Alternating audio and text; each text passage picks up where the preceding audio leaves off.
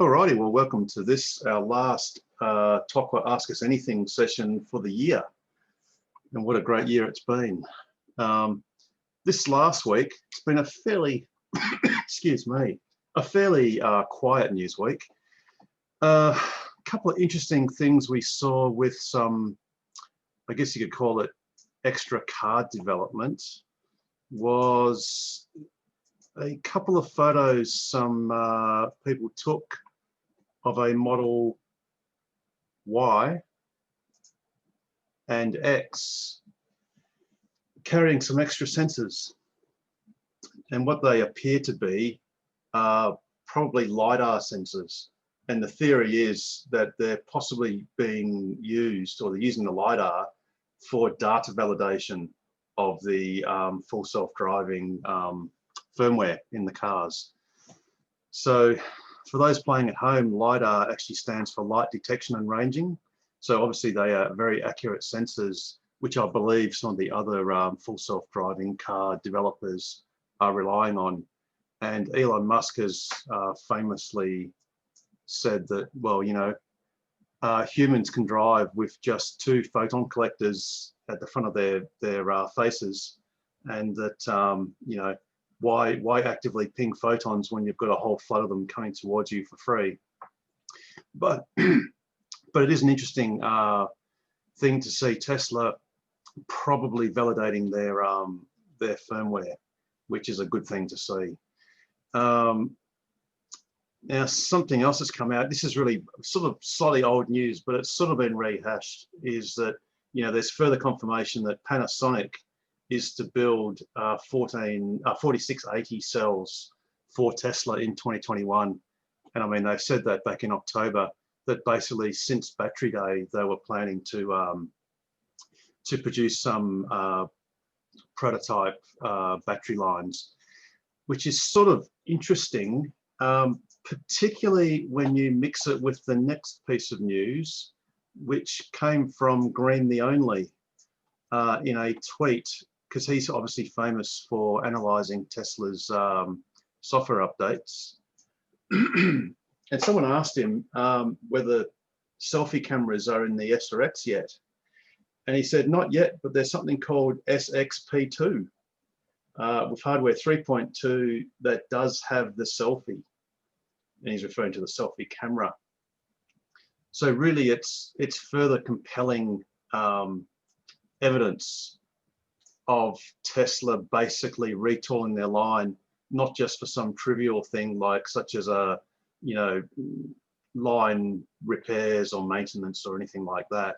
They obviously are coming out with a profoundly facelifted version of the S and X, obviously to include, you know, the most obvious things which they've been lacking so far, such as the internal camera, a revised media control unit, revised air conditioning system. So you've got the octavalve with the heat pump, and also most likely revised air vents to have that modern, sleek, I think it's actually a Tesla patented air vent system. So obviously Green the Only seeing, you know, an SXP2 referenced with the hardware 3.2 and the selfie camera is just, again, more compelling evidence of Tesla basically facelifting and improving the models S and X, literally as we speak, because the line is currently down for 18 days since I think about Christmas Eve, I think. Yep.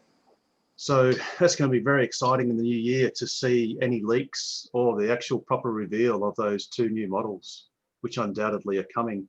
And I guess we can always later on in the evening discuss any other theories we've got about battery packs. The interesting thing is, with Panasonic confirming they're also joining in the 4680 production line, it kind of makes it a lot more likely that Tesla may actually jump with the revised S and X and possibly go straight to the 4680s. Not necessarily with all of the features that they have, such as the dry electrode process, but they could certainly make them conventionally using the wet process that Panasonic is good at doing.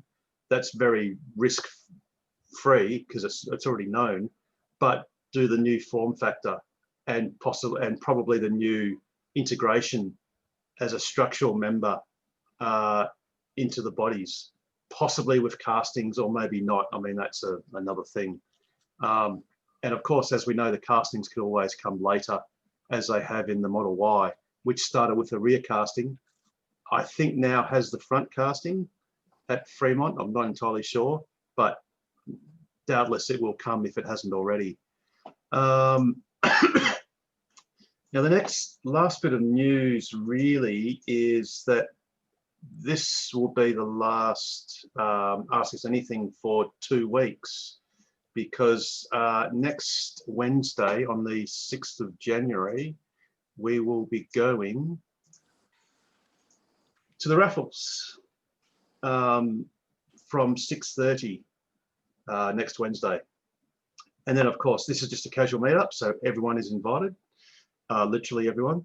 And then obviously we'll resume normal service on the Ask Us Anythings the Wednesday after that. So I think apart from that, I might just throw it to the floor for anyone else's. Software update. Oh, we yes. got the Chrissy software update, yes. Which is actually not brilliant, really. That's a great suggestion there, Nigel. In fact, I've got for S and X owners, and I see Cam Blatt, I believe you're a Model X owner, as am I. There's an interesting thing, and I think, Rob, I don't know if you've got the update as well, but what they've, on S's and X's, and I'm not sure about 3s, what they've basically done is shrunk down all the font sizes. So I've basically just overlaid, and I must admit, probably a bit too accurately, because the kilometers per hour are from the 2 different screens, the 2 different versions. And whereas the old font was quite readable, especially to people of a certain age with old eyes and hard lenses, you know, that 100 is eminently readable, but the skinny font is a lot less readable. And what's worse are the tack speeds and the indicated speed limit sign speeds. And obviously, you know, we've heard in the forums that a lot of people have been complaining about it, and hopefully it's possibly a bug, or perhaps some millennials with better eyes than most of us sort of thought it was cool to have small fonts to make more room for possibly full self-driving visualizations. But yeah, that's a controversial part of the software release. But I think, Nigel, there's some other benefits. There's a few extra games being added. Yeah, I think Elon tweeted something about, we need a UI update again, even after this, because people have been complaining. Yes. But there've been 3 new games put in, which with Solitaire you can actually play whilst driving. Oops, I do not advise people to do that. Is that true? Yes. Edit that one out, Harold. Edit that out. No, I'm saying it can be done, but do not do it. It is highly dangerous. Very good. Is that like karaoke, where you have to promise that you are the passenger? Yes. Right. I don't know how that one got through, but it's there, and I totally disapprove of it. And Solitaire is interesting because that normally defines that you're by yourself. Yeah, but the one game, exactly, the one game. Quite ironic, isn't it? Yeah, so that's kind of interesting. I promise I'm the passenger and I'm all by myself. Oops, who's driving? Elon is. Cool. Just on the UI layout, Elon did tweet that there will be different versions that you can enable, so you'll be able to customize. So maybe not necessarily customize the actual UI that you see, but maybe be able to pick from maybe 2 or 3 different UI layouts, possibly. Yeah, that'd be good. I mean, even, you know, mobile phones these days have accessibility options, you know, increased size fonts, possibly a bit higher contrast screens, things like that might be helpful. And even just people's personal preference, whether you want a more prominent speed indicator or other things. That would be a really positive step. Already we can toggle between a dark or a light background or automatic, which goes automatically to a darker background once it gets darker outside. Yes. So we have that, but yeah, hopefully a bit more is coming. And I guess what we didn't get was any, I mean, we got a tweak in the visualization. So I'll just quickly go back to that image. You can see that the ultrasonics are now sort of more prominent, much more prominent. More prominent. I think the other ones used to sort of like have this animation of the ray sort of going out and touching the object and then sort of going away. But now you've got this more, more prominent lines going around. They were just different shades of grey before. Now they're yellow and red, which I think is a little bit of an improvement. But I don't like the battery state of charge now being grey instead of green. Yeah. Oh, really? Oh, yeah. Wow. I must admit, I probably agree with you on that one, Nigel. I'm wondering if there's a reason for it, but yeah, I do much prefer the green. I actually found it hard the other day I was looking for my battery indicator and I couldn't find it. But the green one, you know, your eyes were just drawn to it. It was just so easy to spot. But yeah, one other change is that the screen has been divided, the dual screen, the dimensions have been shifted a little bit. So the screen where you see the full self-driving in the car is a little bit wider now than it was before, which I actually quite like. So the map side of the screen and the reversing camera side of the screen is a bit smaller. Yeah, and still probably the biggest of any other car out there, but yeah, and you can have your reverse camera up or something else up, and the directions for the navigate actually appear over the car, above the car, so you can still see turn right in 50 meters or whatever, rather than have it all covered up on the actual map side. Which is definitely an improvement, because that was definitely something that needed improvement. Yeah, cool. Something for those of us who got S's or X's or 3s and upcoming Ys. Of course, at the moment, which hopefully will change, there are different UIs. So obviously with the S's and X's, it's completely different because it's more binnacle based, whereas you guys with the 3s, everything's on the one screen. So yeah, just to highlight that for people that don't realize that there are two different UIs. And don't forget, during the Cybertruck reveal, we saw another UI. The Cybertruck had its own custom UI. Yeah. Yes, yeah, indeed. So it'll be interesting if Tesla begins to converge all those UIs together, which I think they probably want to do. But then who knows? I mean, that could be another theory with the S's and X's. Do they maintain the binnacle as a point of difference for a premium car, or do they ditch it and maybe just go a wider touchscreen in the center? I guess. I think you'd be a brave person to predict that they're going to keep the portrait orientation and not go to a landscape. Yep. Yeah, I think that one's pretty much in the bag.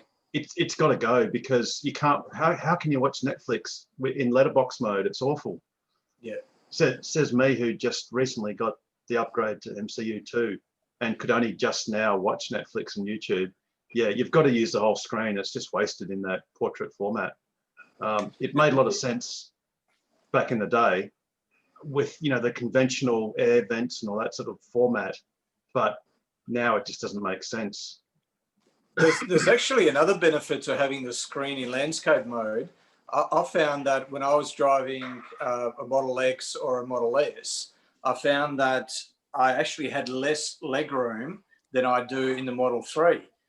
Primarily because you couldn't have with the Model 3, I can actually have my left knee underneath the screen, but with the portrait orientation, you can't do that. So you actually feel like you've got more legroom in the Model 3 purely because of that orientation. Yeah, I noticed that when we had that RAC day, and I took young Richard's Model S out around the track, very slowly, of course, and I noticed that my knee kept hitting the screen. It was quite uncomfortable. Yep.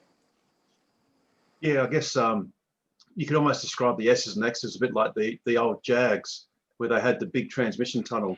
Well, Mm. yeah, you had your leg room was limited, so yeah, that'll probably be a great new step to narrow that section down, more like the threes, and then have the screen up higher, possibly even like the threes, where it's actually a projected up screen, like it's actually on a plinth. That's right. Yeah, the Land Rovers are a bit like that as well. They feel, fairly constrained when it comes to the lateral legroom.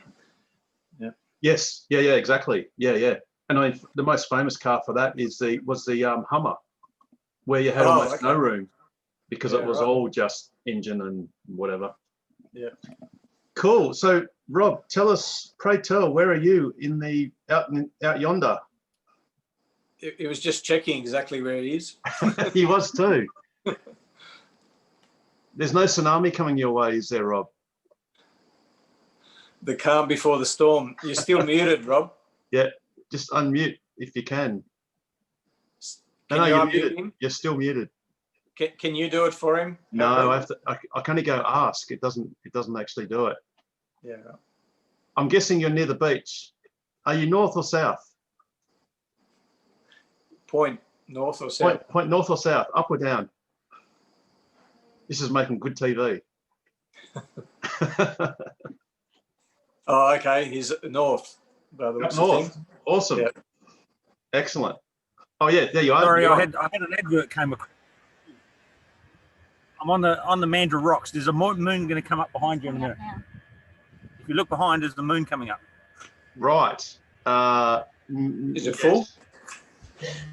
Should be full about now, shouldn't it? I think they call it a wolf moon. Wolf moon. It's not a blue. Oh, it should be a blue moon, shouldn't it? Because No, we just had one of those in was it November 1st and the 27th or something like that? But this is the wolf moon. right. Oh, You I see think that's it. Just there, is it?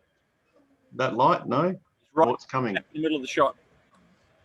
Possibly yes. Not there yet. And because there's a few bushfires around, it'll be even redder. Cool. Not that that's a good thing. That there are bushfires, but it's cool that it looks good. Should be a dolphin there in the water behind me. Not sure. No, can't see. Can't see. Take your word for it. We'll come back to the moon later. Cool. Anyone else got any new bits of news or anything else that's happened in this second last day of the year? Well, we've got the final end of year push in terms of deliveries, and yes. there was a second leaked email from Elon where he mentioned something along the lines of 500,000 deliveries.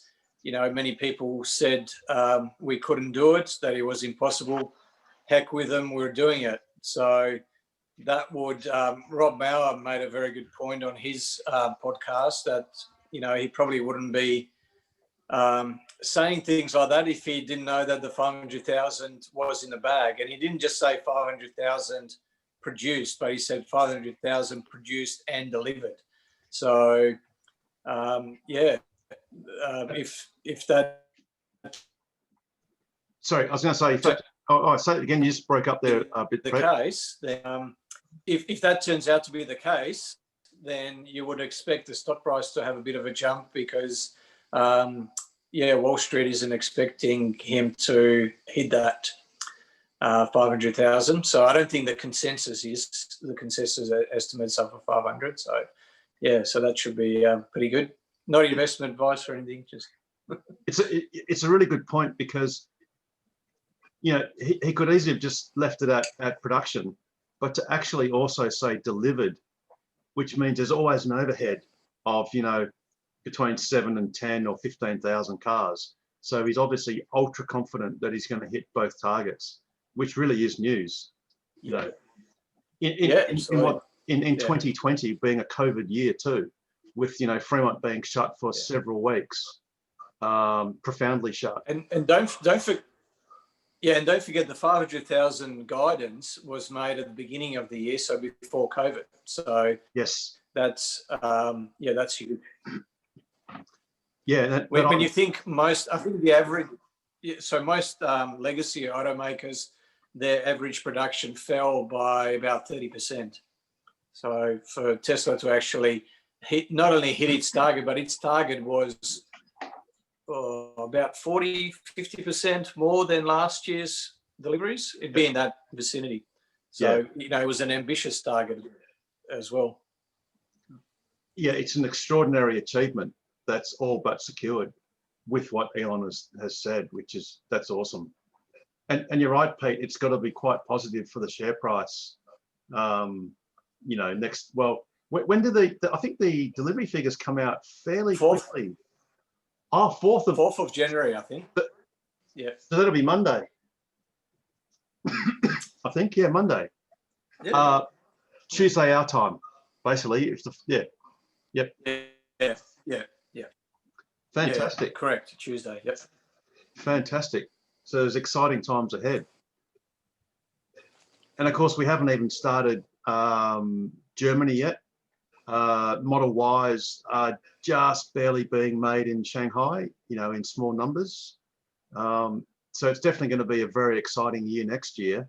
And anyone that's seen the drone videos of the Houston Gigafactory, Terrafactory, they're going to be producing Cybertrucks next year. Did you see the video of the Giga Berlin? I mean, that's got things on the inside now as well. Yes. Yeah, they're doing the Giga presses, I think. No, the casting machines. Mm. They're installing components for that. And I mean, most of that factory has got its roof on, which is pretty cool. I'm not sure if I'm imagining this, but I'm pretty sure I saw a photo during the week. It was of a camouflaged, I think it was a Model Y I think it was a Model Y in Shanghai, but it was a right-hand drive. So really? Yeah, I don't want to say categorically, but that'll go to the UK. It won't come to Australia. Don't worry. Nigel, no, we're closer. It'll come here first. It was a black and grey camouflage. I don't know if anyone recalls, but I was doing something else and then I lost. It was on Twitter and then I lost where I got it from, and couldn't go back to it. But anyway, if that's true, that would be extraordinary. Particularly since, as we speak right here, right now, you still can't order or reserve a Model Y. Yeah, exactly. And another bit of news, India. So yes, it looks like they're going to start sales in India, maybe in the first, by the sounds of things, in the first or the second quarter of next year, and possibly, depending on how the sales go, maybe even battery or even car production. And India is closer to Australia than China is. So yes, absolutely. And it's such a massive market, potential market. It's huge. Yeah, but they do like the smaller cars and the two-wheeled varieties there. Yeah. Well, Model 3. Oh, thanks, Ken. Ken just sleuthed out the tweet. That's it. That's the one. Yep, I'm just zooming in.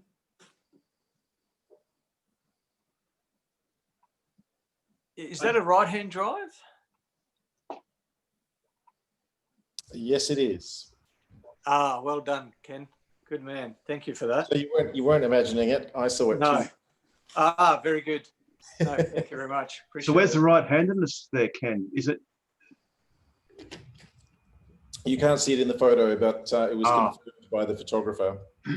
Yeah, cool. Yep. Excellent. Wow. I mean, that is big news. That is big news.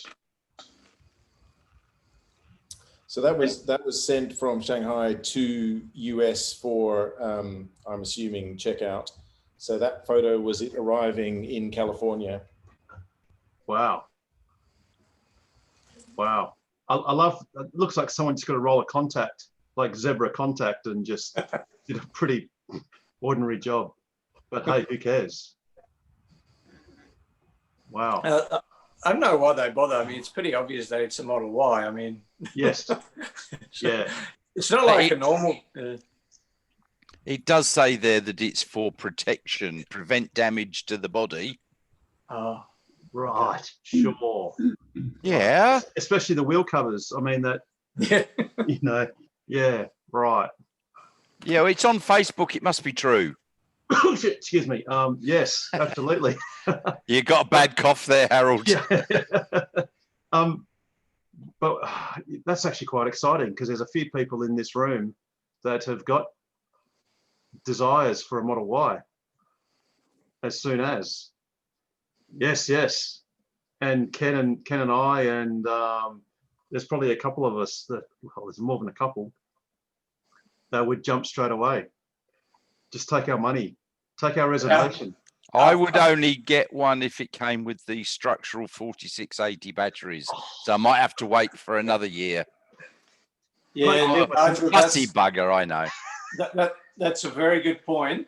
My question to you, Harold, is if there was a Model X refresh and a Model Y, yep, and they both became available in Australia at the same time, yep, would you get both and get rid of your two current? Okay. No hesitation there. Did you want to think about that?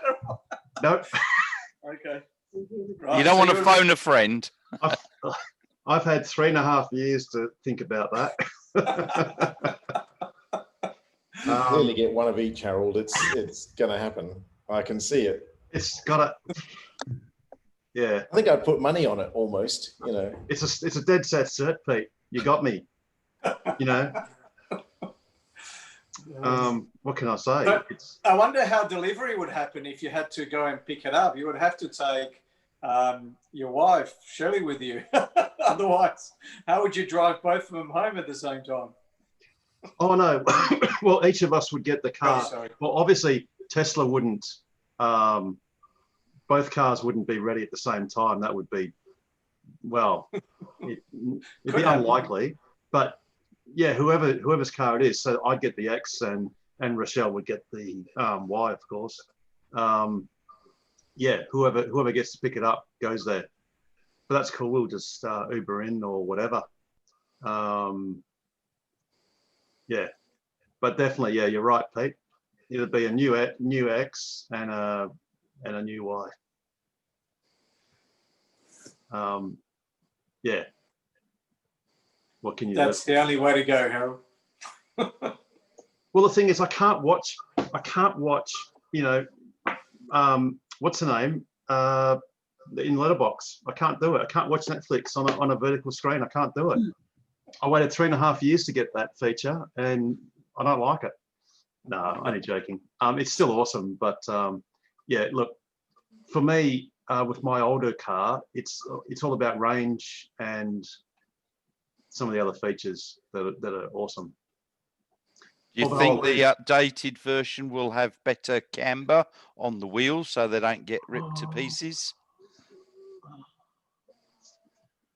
Oh, please, Elon, just do adjustable camber doodads on your suspension, please. Yeah. I haven't kept the photo of that, but yeah, I had a pair of perfectly good tires that when you looked at the wear marks, they're all there, all the wear doodads. And yet the very inside was worn through to the belts, to the point where if you drove slowly, the car sort of rocked because there was a bubble in the tire. And that they were the same tires that I took up to Geraldton to deliver the shark fin a week and a half ago. So yeah, anyway. Yes, I do hope so, Nigel. Yes, give me camber and I'll be happy. But I'll still buy it anyway because you know, what can you do? Because it's only the best car in the world. It is, and the new version will be even better. And let's hope. Well, I'm hoping it's got the 4680, which really means that prototype production line is doing a lot better than we thought. Yeah. Because you know, Elon was sort of sandbagging it, saying that well, it's really hard and yields and price and and whatever. You know, we all thought, well, maybe they might hold it back for the Plaid S, which is dead set certain that it'll have the new batteries. But maybe with the release of the new S and X, I don't know if it'll make a lot of sense to stick with 2170s. Sorry, not stick with, to put in 2170s like the Model 3s. They'll probably just go to the 4680s. Maybe made by Panasonic. Because if they don't, they might have the issue. What's the name of the effect called where you delay your purchasing? Osborne. Osborne effect. Because exactly what Nigel was saying earlier, you know, why would you buy the car now with 2170s when, you know, 4680s are coming? So yeah, so you've got to do it. They were making 4 semis somewhere, and they were going to use 2170 cells in it, which sort of was a little bit surprising because they weren't going to use the 4680s. So 2170s for 4, they're just making 4 for whatever reason. I think maybe cold testing in Alaska or something like that. So was that for the semis, you said, Pete? Yeah, just the 4 semis. They're only making 4. I think at Fremont. Well, at Fremont. Yeah. So, but yeah, it's a bit of a surprise that they're using the, you know, older cells, the 2170s. Yeah. what is there only 2 in production? Or so is there only 2 that have been made so far of the semis? Yes. There's I think the red making one 4. and the grey and the silver one, I think, off the top of my head. Black one. Nice. Well, Oh, the they red one, changed it, haven't they? The red and the black and the silver one. Oh, well, different size. The black and the silver. Dark color and the silver. Red one. I think one of them changed colours. I forget because there was the 2 different sizes. Yeah. No, they just flick the switch and it just changes colors here. Right. Yeah. Right. Yeah.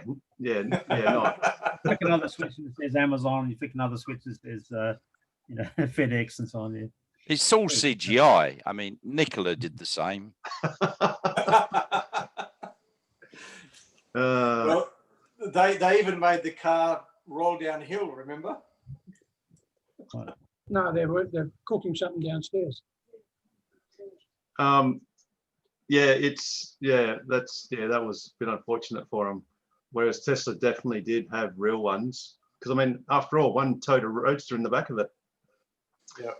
But so it's going to be interesting, times for the S and X, and obviously I think the Model 3. Well, it's basically gotten. We've already seen in Perth one of the new versions of the 3 with the Chrome Delete, the new wheels, which look pretty awesome. This is that a performance car, Ken? I think it was a performance. That 3, the new 3. There's a few of them. So the one we've seen a few times is a performance 3. Yeah. With the funky wheels. I love the new wheels and the Chrome Delete.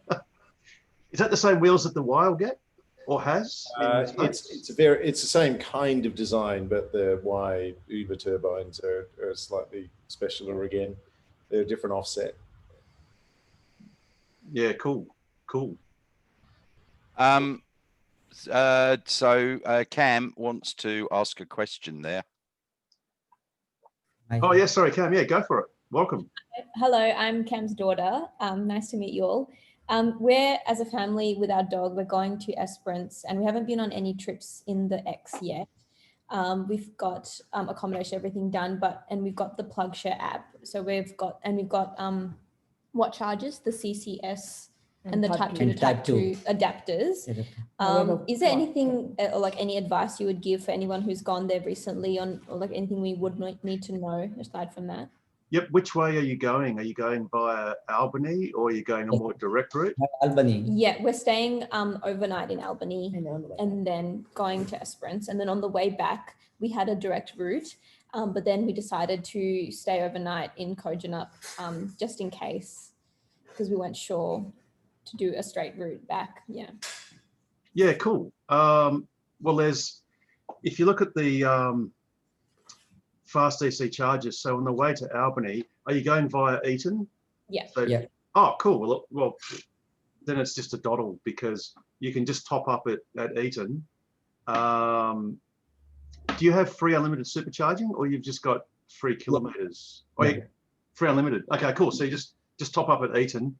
Otherwise, I was going to say you could also charge possibly slightly faster at Treendale at the RAC ChargeFox ultra fast DC chargers.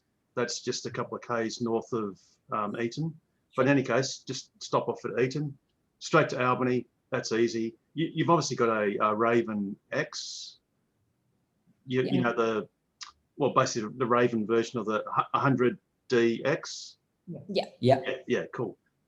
So once you're at Albany, from Albany you can basically get, I think you get all the way to Esperance. That's not that far for an X. Or you can top up at Ravensthorpe if you want to. That was the plan in case we needed to.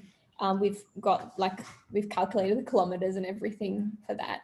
But we weren't sure if something, is broken or the charger doesn't work or things like that, for example, because I know after Albany, pretty much all of the chargers in Esperance, they're not fast chargers. So we'll definitely have to charge overnight if we're doing any kind of road trips for the day. At Albany, yes. Esperance. Esperance, sorry, yes. Harold, might be worthwhile suggesting that you guys, so Harold and the club's got some 3-phase 5-pin adapters that you can use with your UMC. That's the Universal Mobile Connector. Because once you go out of Perth in the regional areas, a lot of the chargers have got that socket, that 5-pin 3-phase 32 amp socket. So yeah, the club's got some to lend out for free to members. So yeah, that definitely worthwhile grabbing that. Sure. And maybe even a spare tire if you want it to be extra safe. Yeah, we've actually got a spare tire, a spare Model X tire and a jack that you're welcome to borrow. So basically from Albany, you can really charge up at the Greenhaven at Ravensthorpe. Now that's a Tesla destination charger, so you'd need no adapter. At Munglenup Roadhouse, that's a 3-phase socket from memory. There's an image of it just there. So you can borrow one of our adapters, which will basically convert the 3-phase outlet to charge your car. That's a good example of the 3-phase plug. Oh, sorry. Yes, I'll just go back to that. We've actually got this same exact setup that you can borrow from the club. Thank you. And that'll charge your car at 70 kilometers per hour. So what you do is you just navigate to your destination, and then the car will give you, if you look under trip, energy, and then trip, it'll project what it thinks it's going to do. And as you start driving, depending on which way the wind direction is and condition of the road, after about 50 kilometers, it'll adjust that projection. So if it looks like you're going to be short, then by all means top up at Ravensthorpe or Munglenup, to get to Esperance. There is an alternative way to get back to Perth, and that is via Lake Grace, because there's actually a fast DC charger there. So I'm not sure if you noticed that on PlugShare.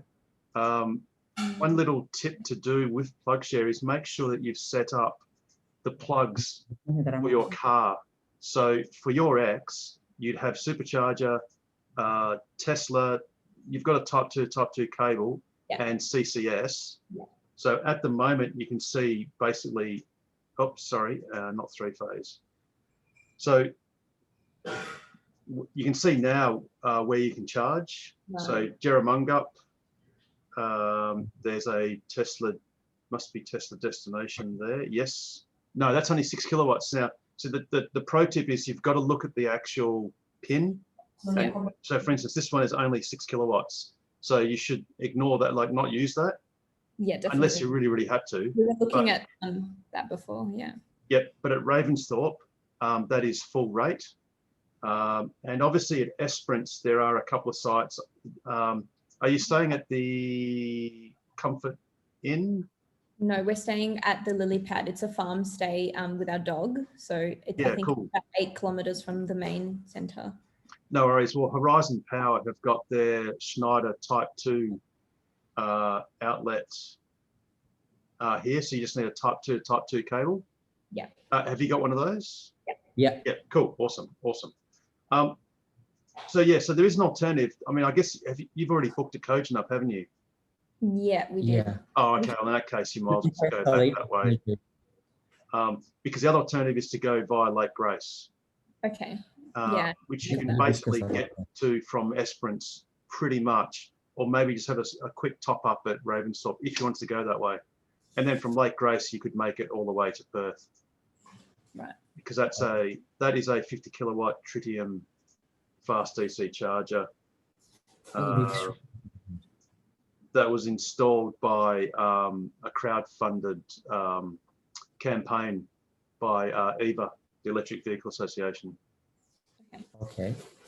Awesome. That's a good idea. Thank you. But yeah, the main point is just have fun. It's awesome driving these cars. If you feel like say you're doing 100, like the speed limit 110 in a car, the car will actually tell you to reach your destination, go no faster than 100 kilometers per hour. And if you just obey what it says, then it will get you to that destination with no problems at all. But otherwise, just go somewhere and top up and do something useful, like have a bite to eat or walk around the town or whatever. Yeah. You sort of don't want to just be sitting doing nothing if you can avoid it. And obviously, some local stuff at Esperance, I don't know if you've seen, there's the Esperance Stonehenge, which is pretty cool. And that's really close. It's only about, I think, 5 Ks out of town. And that's like a cool thing to see. Yeah. And the not so pink lake and the lake next to it, which actually is pink, even though it's not called that.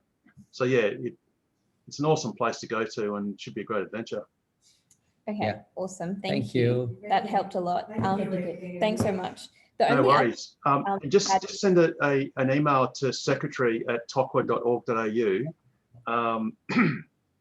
Then I can send you, actually, I'll just put up my phone number on the chat. So then you can just give me a call to borrow the spare tire and jack and whatever else you need. I'll just put that up. When are you going? we're leaving on the 12th. 12th January. Oh, cool. Plenty of time. Yeah, no worries. Plenty of time. Sorry, guys, you sound like you had another question. Oh, Yeah. sorry. Yeah, just in general, because we haven't kind of done much of this, like road trips and using chargers, like public chargers, what like the etiquette was in terms of if we want to charge overnight and we're in Esperance or somewhere, we're pretty much only staying in Esperance and Albany overnight. But yeah, if someone's already there and that's like the only charger or the other one's broken or something like that, how does that kind of work if it's already being used by somebody else and we also need it and things like that? Okay, so the etiquette is you should, it depends on the location really, but if it's a very public location that might be well used, you should only take up that charging space for the time that you're actually charging your car. However, if it's like at a caravan park, like for instance at Jerramunga, that's actually a caravan park there. Sorry, Ravensthorpe, sorry. You can just leave it overnight plugged in and charging. And obviously it will finish charging, maybe midnight or something like that. But the chances of someone coming at midnight and needing a charge are quite low. If you're concerned about it, you could just get a piece of paper and just put your phone number on it. And just say, if you need a charge, ring this number. You don't have to put your name, just put the phone number. And then someone can always ring you. Or if you're on PlugShare, you could check in on PlugShare and people can actually send you a message via PlugShare. But And, generally, yeah, go on, Pete. I know. So before you go to a charger, have a look on PlugShare as well to see if there's someone using it already. But also pack a long extension cord, because you might actually find that your hotel, you might be able to, recharge on a 10 amp or a 15 amp plug just at the hotel. Yeah, and also register on PlugShare that you're there. Yeah. A lot of people don't, which, I mean, I forget occasionally, but I always try to log in and say I'm there, and when I'm likely to be moving.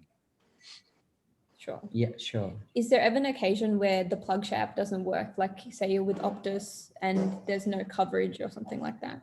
Yeah, you need to get coverage. So if you haven't got a signal, you ain't going to be able to register anything. Yeah.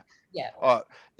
Charging's different. It depends upon the actual charger. If it's just a Tesla destination charger, you don't need an app or anything. But if it's with ChargeFox or something, you may well need a signal. Yeah, we ordered the card, the RFID card. So that's on its way. Hopefully it'll come before our trip. Excellent. So ChargeFox is one app that you want to make sure you've got installed.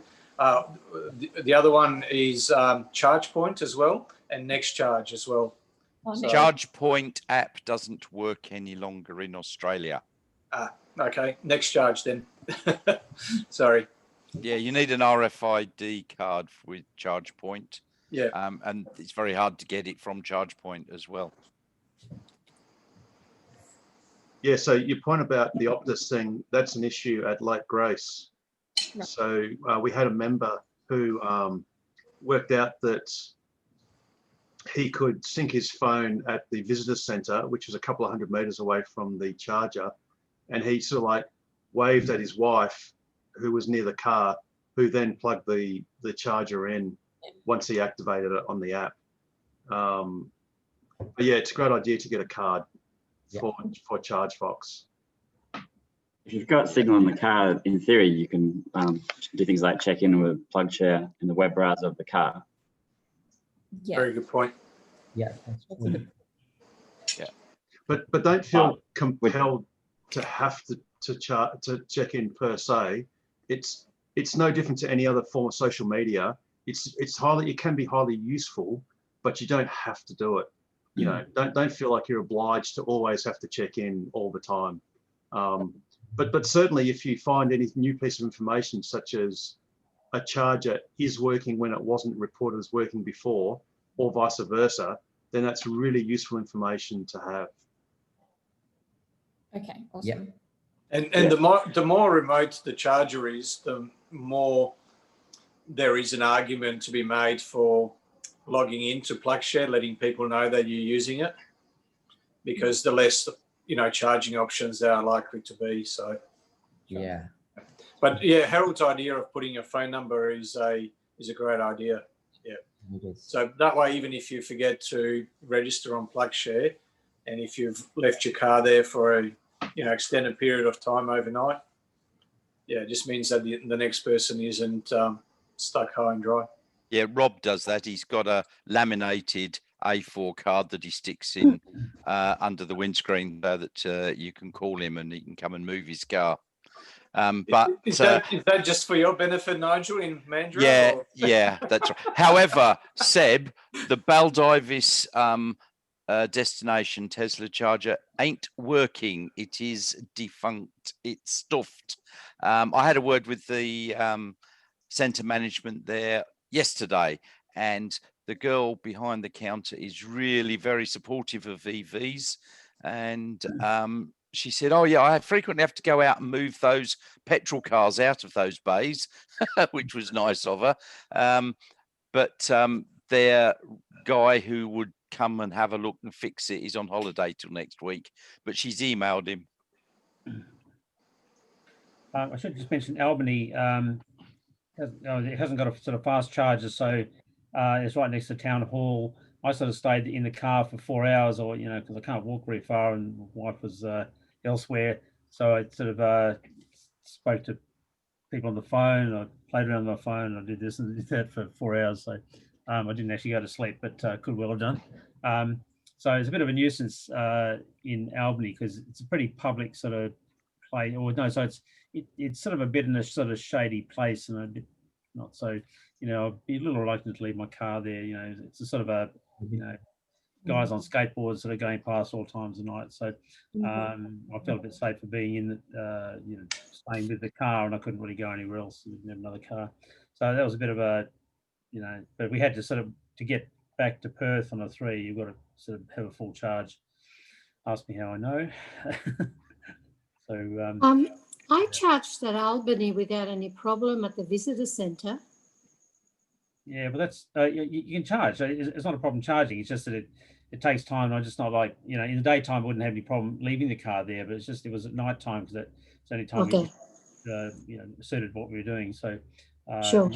I sort of stayed there until 11 at night or something. Okay.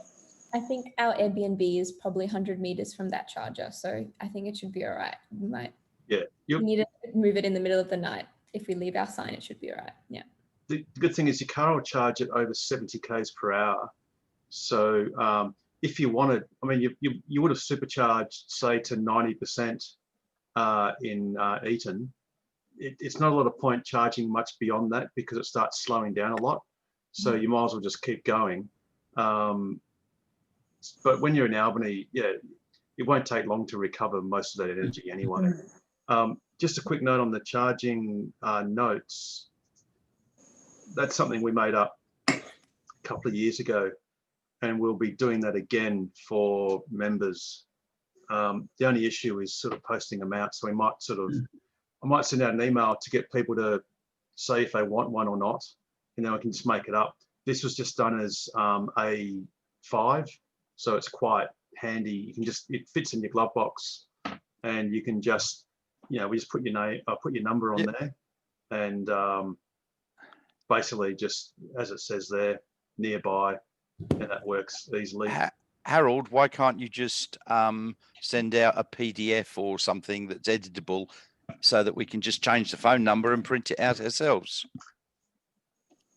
There's a much better idea rather than hand out fishing lines. Good idea. What I'll do is I'll send out a Word document. I'll send it as a Word document, and you can just do it yourself. And if you want to be flash, you can go and laminate it like I did. And great idea, Nigel. That just and Rob laminated his.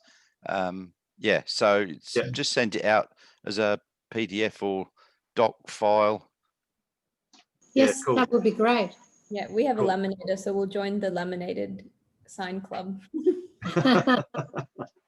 Pro tip: you could put your referral code link on the other side. Oh, Seb. Or maybe underneath if you want to be not subtle about it whatsoever. Yeah, right on the front where that Tesla logo is. Yeah, so some other Tesla owner in their car is highly compelled to use your referral code instead of theirs.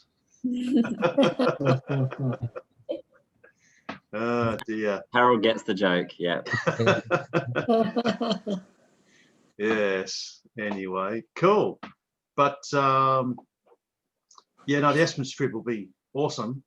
By the way, if you're planning any other trips, you might not be aware that TOC's actually put in a fast DC charger at Geraldton.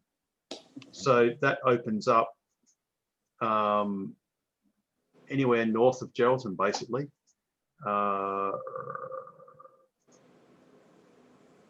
So it's at the port, and that is a 50 kilowatt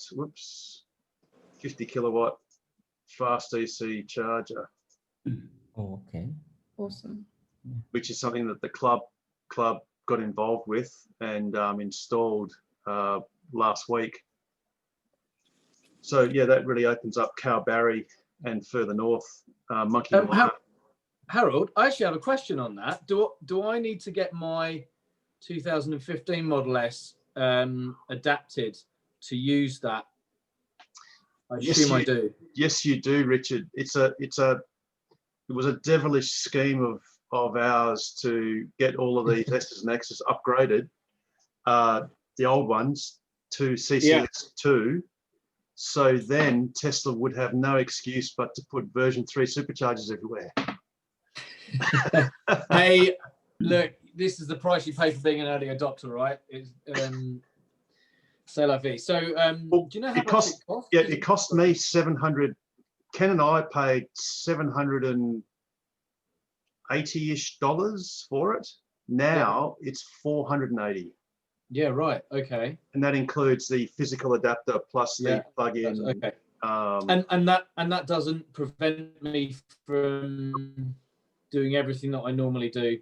You can do with the regular CCS charger. Yep, CCS. Yep. CHAdeMO adapter. Yep.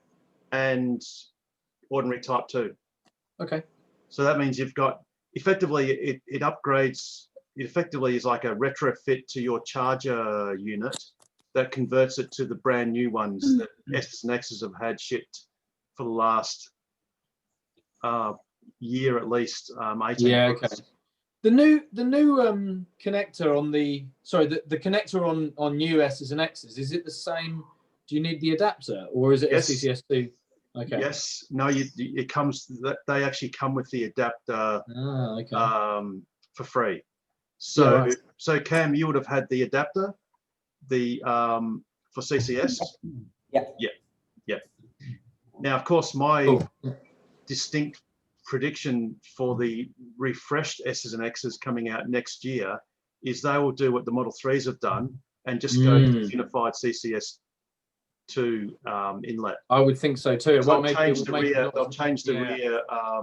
Rear light cluster. Maybe that light they're going to cluster. take advantage of the shutdown to. Oh yes. Do all that. Yes. Yes. I wonder what the design will be. But yeah, okay. Yeah, that's interesting. Oh, it'll be like the Model 3s where they've basically inverted it. So, you know, the S's and X's, the triangle starts at one little corner, so there's not much space. Yeah, I'll just do exactly like the Model 3s and invert that so it goes the other way, and then there's plenty of space on the side. Okay. Yeah. So unlike in China where they've had to put a fuel door, effectively, yes, cut they have into the they've side got of the panel, haven't they? they'll just hide it in the light cluster. So that'd be awesome. That's another great thing they'll do with the S's and X's. It's a dead set cert, But yeah, Richard, yeah, unfortunately for you and a few other, and also John with his older Model S, you do need to get the CCS update. Yeah, But and again, Robin. At half price. Yeah.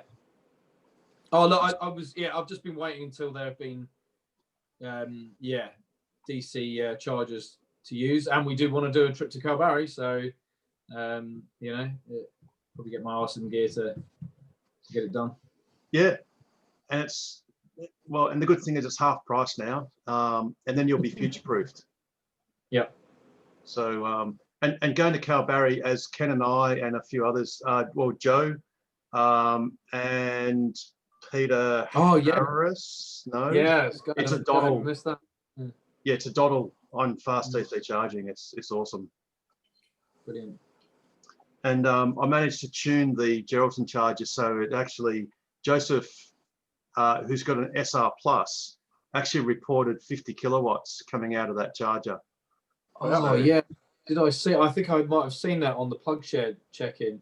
Yeah, he was quite shocked because he'd never seen it before, and he's got an SR Plus. Well done. Yeah. Okay. Yeah. Yeah. Brilliant. So yeah, so do go and upgrade. I've made an arrangement with James at Tesla Service that I get a kickback for every single person that upgrades. Excellent. And only kidding. But yeah, I mean, the less older cars that have got the old system, the better, Yeah. And look, let's hope that Tesla does decide to start putting out version 3 superchargers, because it gets the job done a lot quicker. And that would be nice for Williams. Yeah. But we shall see. It would be awesome. It would really be awesome. Cool. I'll be onto it. Yes. Yeah. So you certainly will. Hey, look, Carmen, go can on. I compliment you on your T-shirt, by the way? Oh yes. Look. Oh, brilliant. And I have the tiara for tomorrow. I'm practicing. Oh, very good. I don't know if you can read it, but it Oh, says Happy New Year. Yes.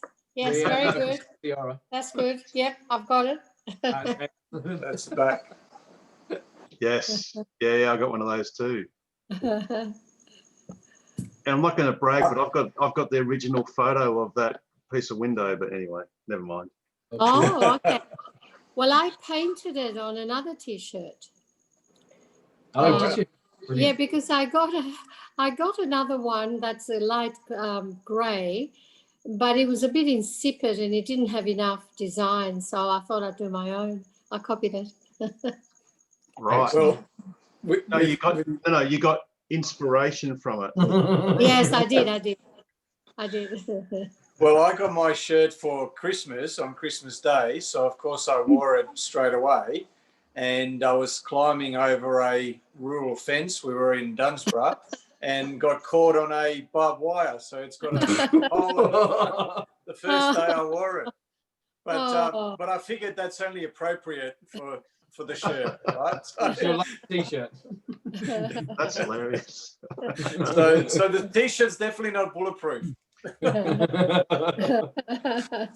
Nor is the wearer.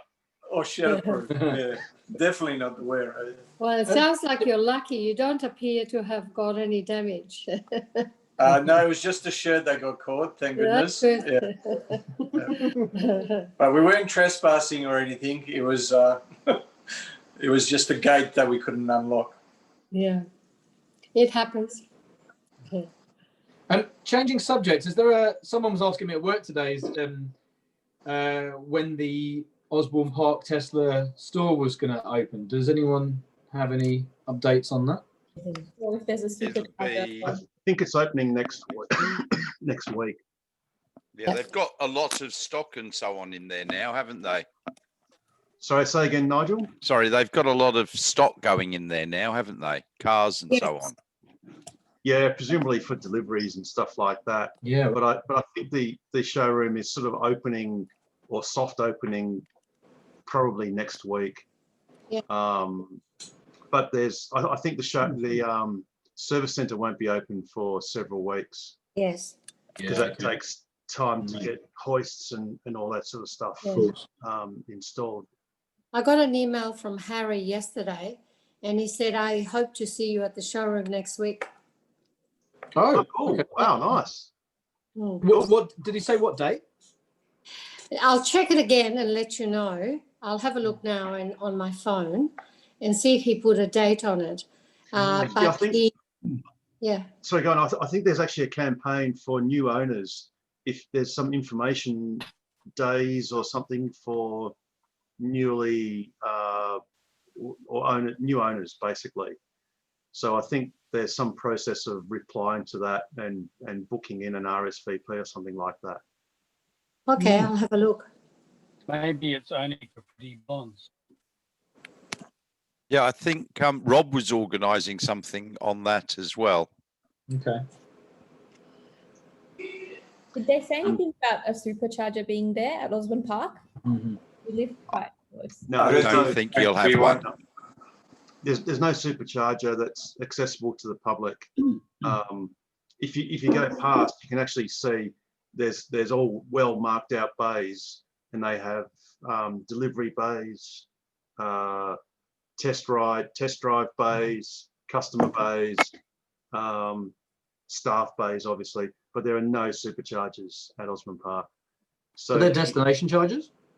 Yes, there are 3. Okay. There's one in the car park. There are 2. No, there's 4 actually. There's one in the car park. There are 2 in that little smaller building, which is presumably going to be more for deliveries. So there are 2 inside. And there's also one along the laneway, which you call the western side of the building. There's like a little alcove with a plastic roller door or one of those see-through roller doors. And there's one there. So there's actually 4 destination charges on site. Yeah, okay. But only one is sort of accessible by the public. I guess, during working hours, because obviously they've got bollards that close off the entry to both entries to the car park after hours. But there's definitely no supercharger, and there won't be a supercharger at the Osborne Park site. So Perth's mythical supercharger, which just to rub it in, I know what you're going to bring up. just to rub it in, was promised a while ago. It was promised back in 2017. I think Ken might remember this. I think Ken left. He left because he didn't want to see this image. This is an archive.org screen capture, and this goes back to the 13th of September 2017, where it basically, it's a bit hard to see, but it shows the sort of Bunbury supercharger and the Perth one, both promised coming soon in 2017. But you can't get to the screen that says 2017. No, you can only get to that front map. Right. That's what I was trying to get to. When you drill through on archive.org, it fails because it's a special form that gets loaded or whatever. Yeah. So it didn't actually capture that, but it captured the main screen, which is this sort of Europe, Middle East, Asia, and North America screen. So it clearly shows the two superchargers. The Eaton one was subsequently delivered in November 2017, and the Perth one was promised in 2017 and 2018 and 2019 and 2020. Right. I'll be Well, it might calling get all built- those people if they're not on time. It might get booked tomorrow. That's what Yes. I think this is what, I don't know if you can see it, but that's what Harry Oh, it said. just says next year. Okay. It says early next year. Oh, okay. Yeah. Cool. Yeah. So there's no date.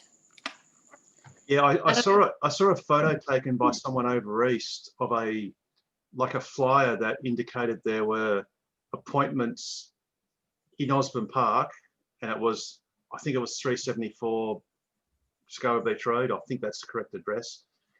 I thought it was 1 Main Street, number 1 Main Street. Yeah, vice Same versa. thing. Yeah, that's the other way because it's basically on the corner. So yeah, it is basically 1 Main Street, or 374 Scarra Beach Road. Scarra Beach Road. Yeah, but it was basically an invite, I think, to the very newest owners. So I shall let him know. Yes. That I want a personal written invite. I'm sure he'll be pleased to receive that request. He won't, but he did like it from Dave Kelly. Yes. But I'm good at following up, so I'm going to keep them all on their toes and ask for progress reports. Well, speaking of following up, so currently on Tesla's website, the mythical Perth supercharger is target opening in 2020. So there's 20.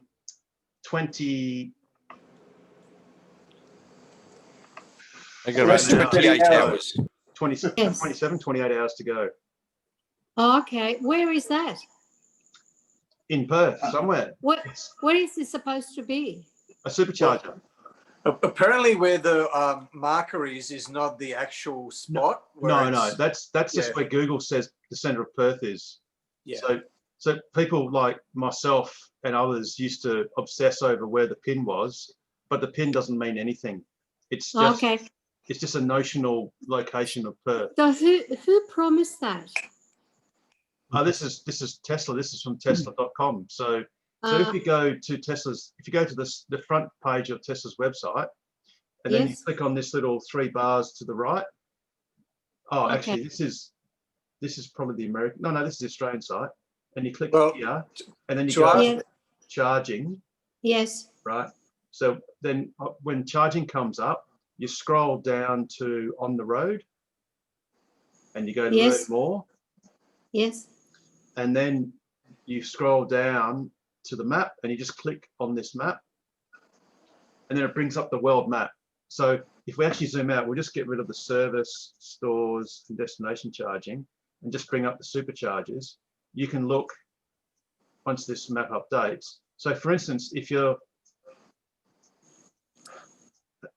if you're unfortunate enough to live in the Bay Area of San Francisco, let's just say in San Jose, I don't know what that distance from that is. It's probably about 10 kilometers all around. You've got lots of They're all superchargers. 4 hours apart, though, aren't they? Driving. Sorry? All 4 hours apart driving, though. Well, yeah. So, you know, these superchargers, you know, there's 12 superchargers. Oh, where's Daly City? Daly City has only 40 superchargers. And if I bet you Sausalito has lots. And if you go to Firebar, which is probably, no, Kettleman's only got 40. And Firebar's the largest now in the US. Firebar's only got 56 superchargers, and they're all version 3s with 250 kilowatts. Wow. So, you know, but if we go to, and if you go to say Europe, there's a place up here. Sorry, that's not Europe. It's the UK. Apologies. There's a place. No, I've charged there. I've charged at Aviemore and Inverness. Perth Supercharger. Yeah, and I've been there. I've done it. It's amazing. They've got There's 12 like 20 superchargers. schools. Oh no, 12. I remember it was more. Yes. Yeah. Well, I did Bournemouth to, so basically south coast to the top of Scotland to the Orkneys in a day. So yeah. So that's basically the supercharger map. So if you go back to Australia, obviously we all know it's awesome to live on the eastern seaboard. But yeah, in Perth, we obviously have the Eaton supercharger, which incidentally had no power for some part of today. Ken tweeted it out on our account because there was a big outage. I think they had 15,000 homes or customers were affected, and the supercharger was momentarily offline. I'm not sure if you look in your apps, you can actually see if it's. So that's where Treendale is a good backup in situations like these. Yeah, but Pete, that might also have been affected as well because it was. Really it was in the same zone, was it? Yeah. Yeah, there was quite a big area that was out down there, and I think Treendale was also affected. I think, I'm not sure that Eaton is still available yet, but they might not have restored power. So it might be a big outage. But anyway, so getting back to your question, Carmen, that Perth supercharger is targeted for opening in 2020, as it was in 2019 and 2018. I feel the tweet to Elon coming. Okay, I'm happy to write. I did write to Tesla, which I thought the headquarters were in Melbourne. So I sent my spiel to Melbourne, and they did send a lame reply about it's all in hand and it will be sorted out soon. But I'll try that website. And I'll send them. I also tweeted to Elon to say, we need help in Perth, WA. No reply. Yeah, good luck with that. Yeah, I think we've all done that. And I didn't get a reply either. WA is Washington.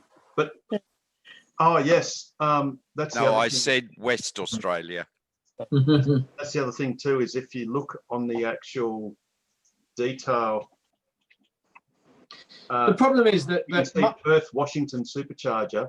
So perhaps that's why it hasn't been installed, because there's this installation crew in Washington, in the US, going, where the hell is Perth? We can't find this town. So it actually says Perth Washington supercharger. So yeah, go figure.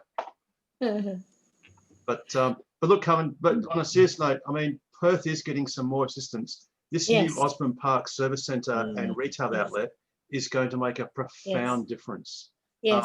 There'll be so many people, and you know, all around Perth and even WA for that matter, that can Yes. finally go and kick the tires of these cars, just sit in the car, suss it out, Yes. chat about it. Yes. Oh, Um, look, it'll be great. I mean, it hasn't really affected me terribly much other than the one trip. Yeah. And that's about it. The rest of the time, there's not been any issue.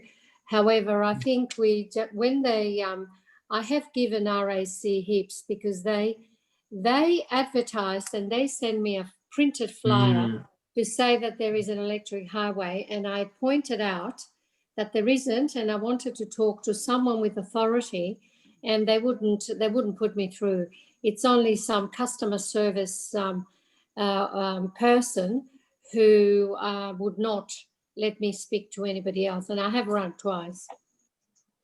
Yeah, thankfully now the highway is kind of on the verge of regaining its crown, because TOCWA implemented a fix to solve the issue for Model 3s and the newer Teslas. Now, speaking of the RAC electric highway, this is actually a photo I took a few days ago of the new 350 kilowatt fast DC chargers. There's actually a pair of them at the RAC headquarters now in Wellington. Oh, wow. Okay. Frustratingly, they are completely working and commissioned, but there's a fence, security fence around them. So where are they, Harold? They're at same site as the old one by the looks of it. Yeah. So they're at 832 Wellington Street. We went there last week and there were people repairing it and construction all over there. Yep. Well, really? That's now basically done. So this ducting is now fixed. So there's a pair of them there. And the latest image, we can't see it, but it's all been done. But yeah, frustratingly, even though they're all powered up and running, we're not allowed to use them yet. The temporary fence is still up. So let's hope that RAC in the new year, and no later, get these things doing what they're supposed to do, which is pumping out power. Oh, excellent. Fantastic. So That'd be those will be the those will be the fastest charges in Perth. Yes. They would have taken the crown away from Chris Dodd. Sydney Dodd in Forestfield. He's got 100 kilowatt there. Yeah, that's I was there over Christmas actually, because I was up staying with my brother, and sorry, I need to get the microphone. You're off I actually used Chris Dodd's one at his home wares, whatever. And Ross's discount. Ross's discount. Guildford. Yeah. That was it was really very good. Yeah. I think it's only 50 kilowatt there, isn't it? It is a 50, that one. Yeah. And I got 44 out of it, and I was more than happy. Excellent. Yeah. And he's got a 20 and a 100 in Forestfield. So all three are free for the public to use. So he's paid for all three of those. Yeah, the Forestfield one's only open during business hours, though, isn't it? Correct. Yes, absolutely. So because that one's locked behind a gate outside of business hours. That's fair enough, though. Yeah, I think it's really very good that he's put them in, and it's free to use for EV owners. I think it's just brilliant. Yeah. I got 76 kilowatts out of that on a 38% state of charge on a 40-degree day. And then that Kona that you see there now, that came in and got 79 kilowatts. Wicked. That's not Ionic, but yeah, that's all right. Sorry, that's the Ionic. Sorry. Yeah. The Kona's that one. That's the Kona, yeah. Yeah, so that Kona there got 79 kilowatts. So you got a slapping down there, Pete. I did, yeah. Couldn't believe it. Good cars, those Konas. There's absolutely nothing wrong with them. There's only one thing wrong with them. They're too expensive. Yeah. Who'd true. spend 70,000 on a Hyundai? I do have a question about those 350 kilowatt chargers. Does that mean that, so the only way I could use one at the moment would be 50 kilowatts through the CHAdeMO adapter? Yes, that's right. Yeah, okay. But I should presumably get the 120 kilowatts if I get the CCS2 upgrade? Yes. Yeah, you should get pretty close to what you would be getting at Eaton. Yeah, okay. Okay. Yeah. That's another reason to get it done then.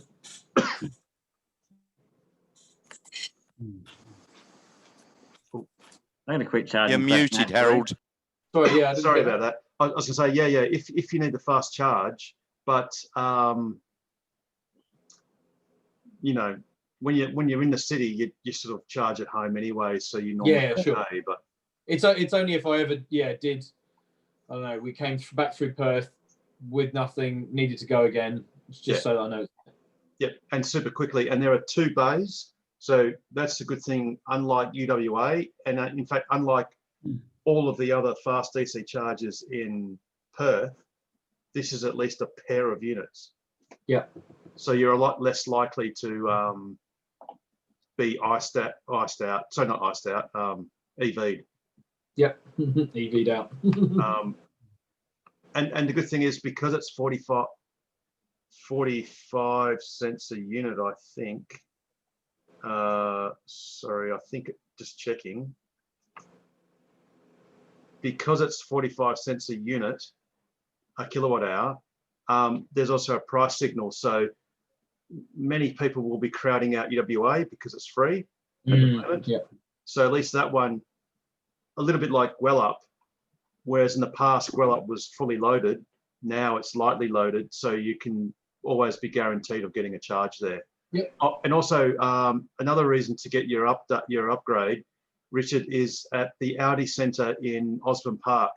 There's also a single CCS tritium Okay. CHAdeMO. Yeah, but that one's only after hours as opposed to Chris Dodd, which is during work hours. Yes, because I think the idea is during work hours they use it for the Audi, for their Audis, I suppose. But yeah, pretty sure that one said after hours. Oh right, yeah, 1800 to 6:30. Wow. Yeah. And all day weekends. Interesting. Outside business hours. Good scoop there, Pete. Yeah. It's useful to know.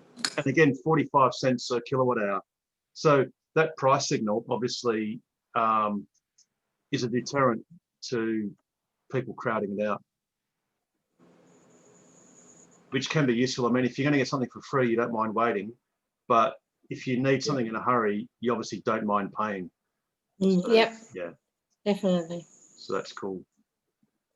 Actually, another point, Carmen, don't give up on tweeting Elon, because there is a precedent. He does respond.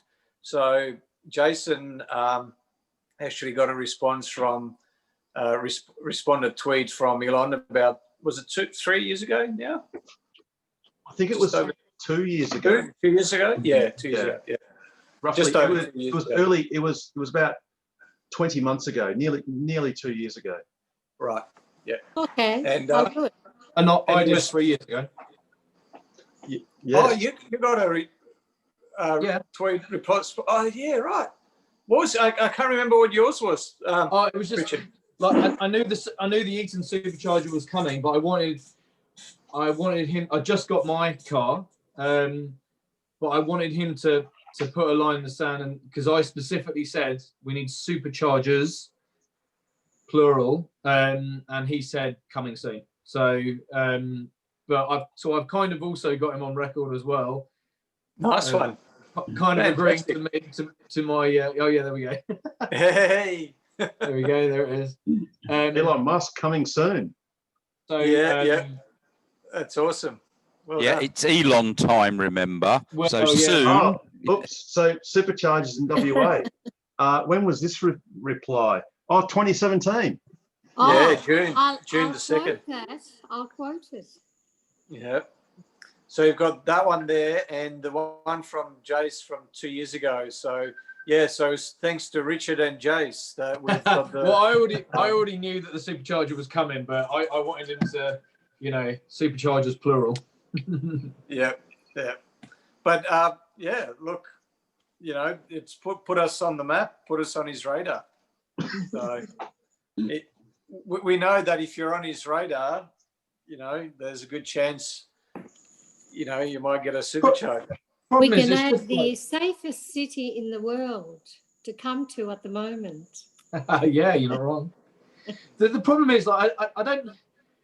Elon at the moment just doesn't seem to care. You know, sorry, not that he doesn't care, I guess, but like, you know, he's focusing on the stuff that's happening with Starlink in Texas, and he's got so many other fish to fry. That I don't care about messaging him. You know, if there's someone else that's in charge of superchargers in Australia, I'll happily badger them. You know, but it's just such a he's got it.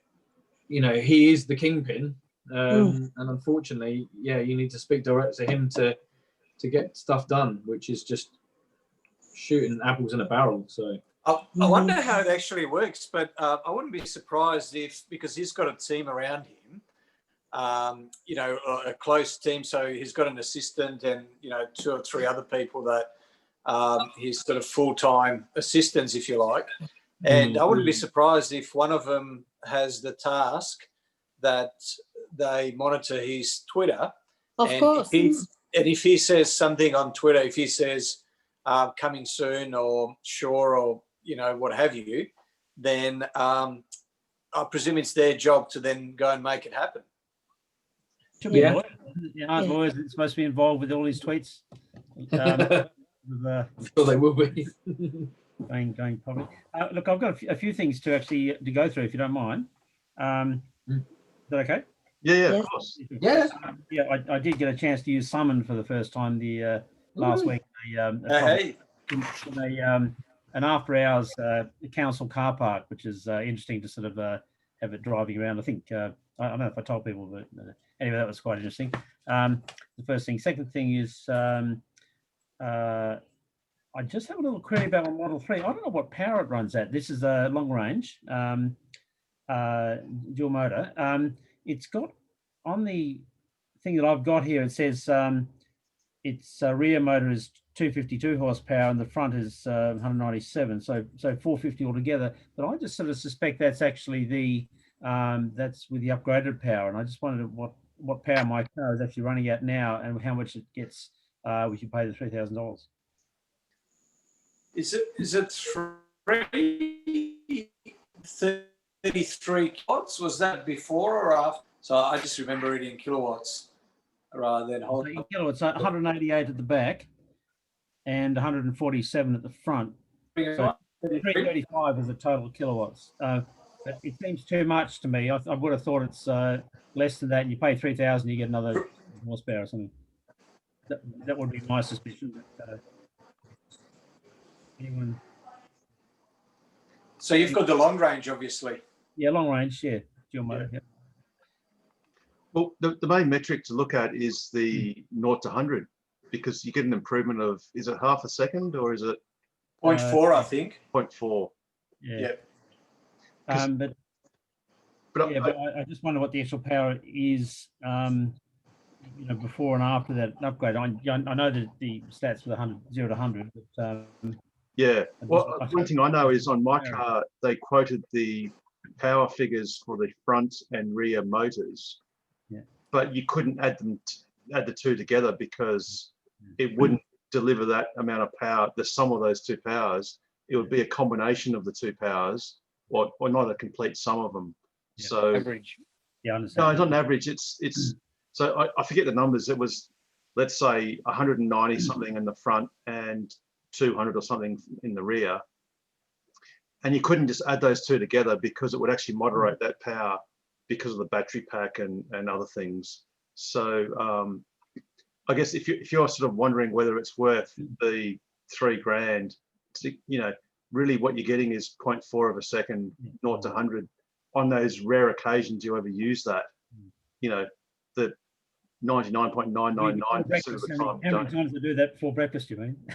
Yeah. And look, it's an awesome thing that, I mean, firstly, it's great for Tesla for their bottom line because it costs them literally nothing except for a little bit of extra warranty retainer money they have to allocate for accelerated wear and whatever. And it's great for people like you, where you go, well, hey, for a little bit of money, a little bit of fun tax, I can have more fun. Yeah. You know, it's pretty cool. It's all just software. To answer another point, it might be the way they get that 0.4 might not be purely through extra kilowatts. It might be through an adaptation of the algorithms and, you know, the ability to get the power, you know, to get more torque out of the same amount of kilowatts, basically. Yeah, and the traction control and stuff like that. Yeah. Power as well, isn't it? So My understanding is it's about 50 horsepower. I've seen that written down somewhere a while ago. Which is about, is that 35 kilowatts? Roughly? Yeah, something like that. Yeah. Yeah. Yeah. Okay. So, and the next thing is the thing I've got behind me is ferrofluid. Did I talk about the ferrofluid before? I can't remember. No. The ferrofluid is magnetic fluid, and so I'll get away with it. It's it's a magnetic fluid. It's got magnetite in micelles and mineral oil or something like that. And under a magnetic field, it will form these spikes. It's a bit like iron filings when you see the spikes of iron filings. Really, the fluid equivalent of that. Now, what I've now I'm sort of, the reason I'm talking about this is the planned trip to the Gravity Discovery Centre, which we popped into when we went up to Kalbarri. I had previously had 3 different displays there, and what I'll do is I'll just run through one each week probably before we go there. This one, so this is the so ferrofluid magnet underneath. It's very interesting because you can move the magnet underneath and it'll give you all sorts of sort of spooky patterns. It's really quite interesting. I'll just flip another background from the ferrofluid. That's another one. That's just a bit sort of it's one actually from the display. The actual display I've got is this one here. I'm going to shift over here. So this is it's actually, I've set up a thing with magnets. The red thing's a plastic thing with a magnet on the end, and underneath that lit bit, which has got a neon red light, and that shines down at sort of an optimal angle onto the. Sorry, is that showing up? Yeah. So that show that there's someone demonstrates. So you get nice sort of patterns. You can just have one little single spike, and as you bring it up, it becomes 4 spikes and 5 spikes and 10 spikes. Cool. All some interesting things, and you know, you can. I've used ferrofluid for displays simulating the coalescence of 2 black holes and so on, and generation of gravity waves and so on. I've done that when they at a I think the physics department when they shortly after they found the first gravity wave event. Have you got that other image just for a sec, the red one there, Pete? Right. Yeah, to get these up. That looks a lot like a coronavirus to me. Well, it does indeed. But this is the new bad one, the really bad one. You know, the other one's green and sort of purple. This one's really. It's the new strain. So, dear. That's one of the displays. Now, unfortunately, during the period of no travel and sort of limited commerce, the ferrofluid, which is like a hunt. I can't remember exactly, but it might be $100 for 100 mils. It's really quite expensive stuff, and it just became unobtainable, I think. And you sort of need, a couple of 100 mils or something of this to give it a good display. It will gradually dry out like mineral oil. It's mineral oil based, and there is a bit of a very low vapor pressure with it, so it will eventually dry out. And so it's actually dried out in the display at the Discovery Centre, so it doesn't actually work. And I don't have any sort of spare fluid left. We can't get some baby oil or something and lubricate it. Get it. You can. There's ways you can make your own ferrofluid. You use toner ink from a photocopier and the mineral oil. You do something like, I can't remember exactly what. but yeah, there are. But it's not. It's sort of a bit second rate and a bit lumpy, and not the beautiful sort of nice sheen that you get on that other one. So I've done a fair bit with ferrofluid. Like there's lots of interesting things you do. If you actually apply a high voltage to that, then these this is all insulating material, so it gets a charge, and then not only they've got the magnetic separation, they've got an electric charge. You put a 10 kV next to that, and they all sort of start getting very agitated, all running around. It's quite an interesting thing. And if you freeze it with liquid nitrogen, you can solidify these things, and you can actually cut it in half, with a hacksaw. It doesn't retain the sheen. It's sort of got a it sort of gets a bit cloudy on the outside, but yes, it does make solid ferrofluid, and sort of there's a few other things you can do with that. It's actually used in high-powered tweeters, like you pour it into the tweeter, the voice coil, and the magnet. The magnet sort of holds it in with a very intense field, and so it sort of allows a heat sinking effect of the ferrofluid. So it's got a few little interesting things there. High speed, I think, no, maybe not high speed. A lot of art installations have got this sort of ferrofluid. You have different colors, and it's really some people are very creative with it. So anyway, that's one of the displays I've got there. Unfortunately, not working at the moment.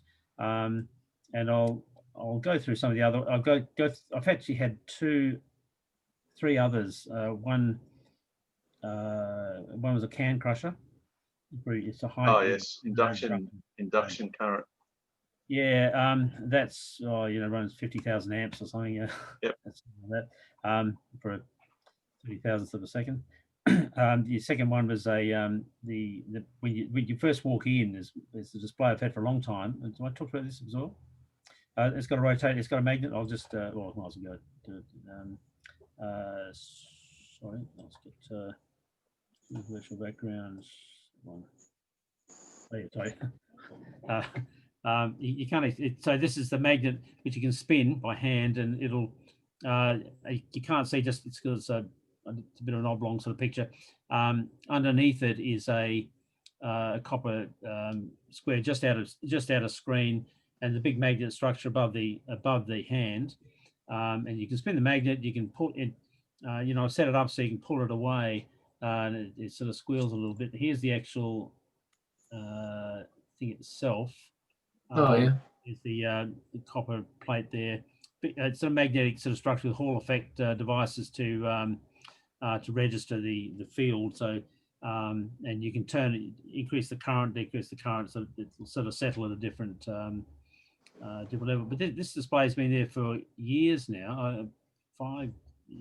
2007. I can't remember exactly when I did this, and it's only needed some minor sort of servicing since. It's just absolutely crappiest circuit board you've ever seen. But I've got pictures of that, but not at the moment. And this is with again this sort of cut off at the top.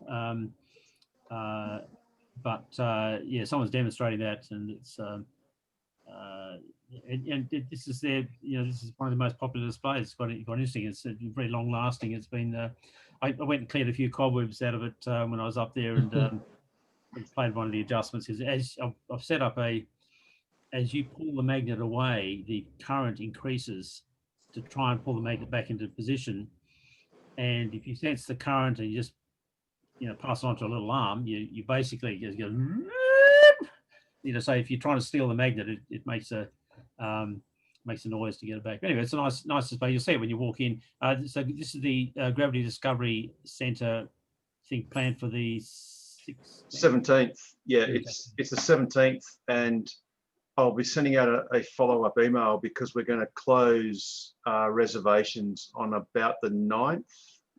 So I'll send a reminder out in the next few days. I think we've actually got about 30 odd reservations already, which is pretty good. So we're about half full. I think our maximum is about 60 guests. Yeah.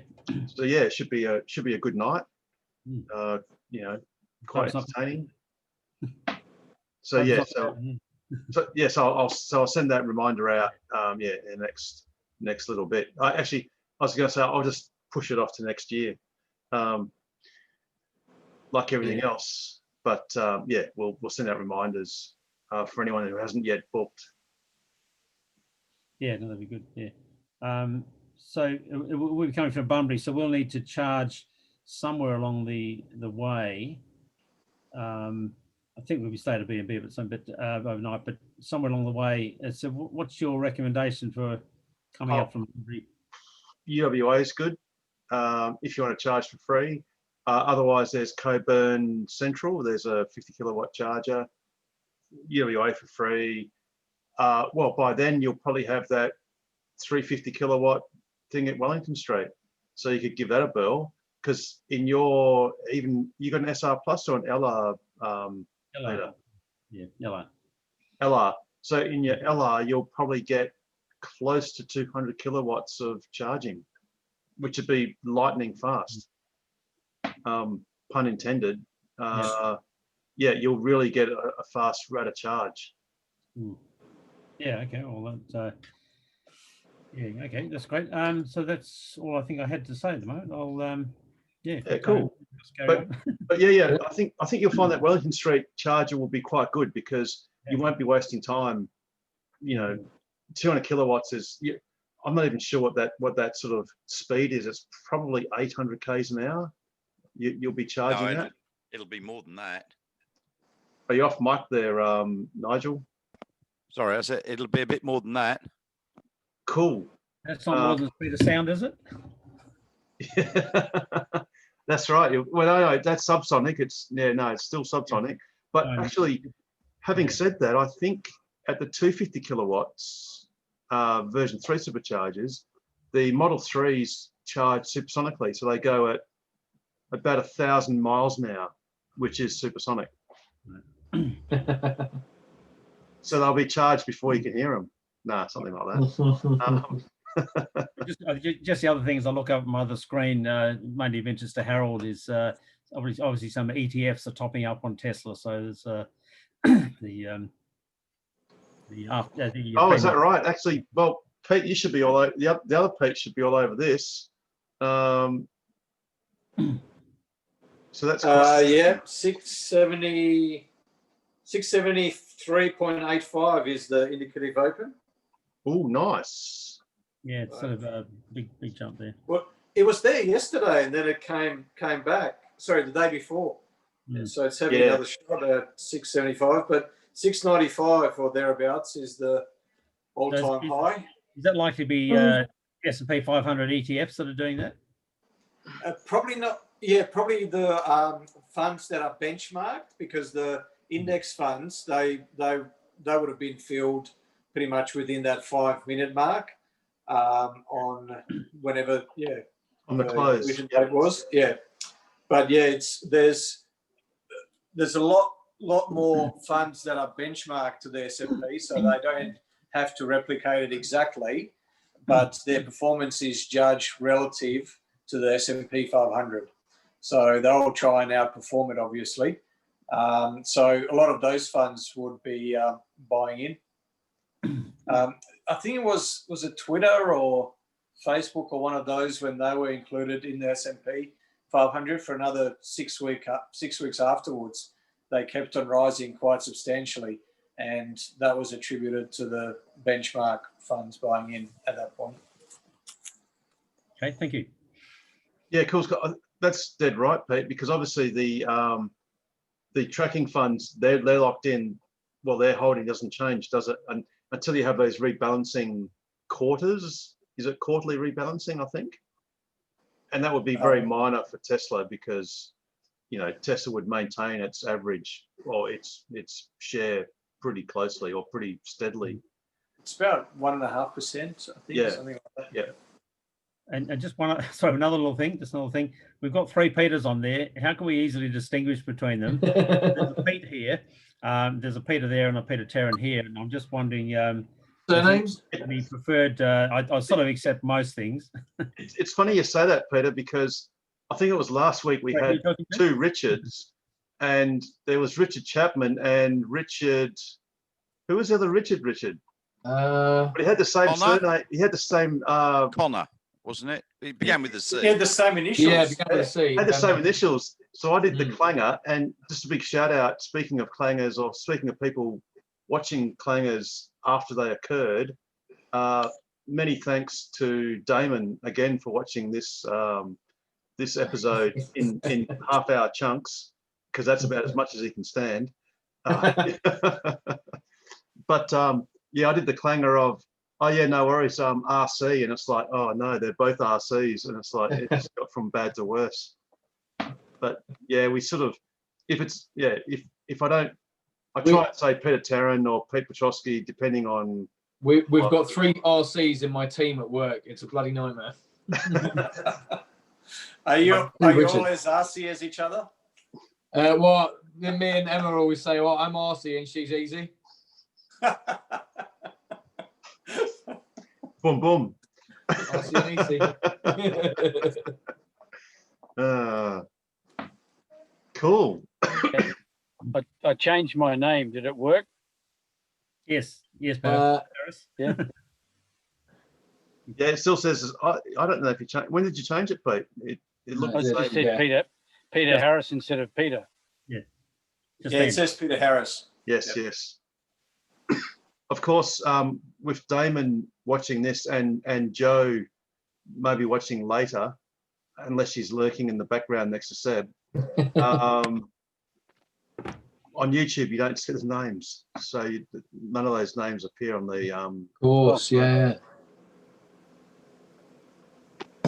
So yeah, it's a Just bit have confusing to for refer people to their watching. surname. Sorry?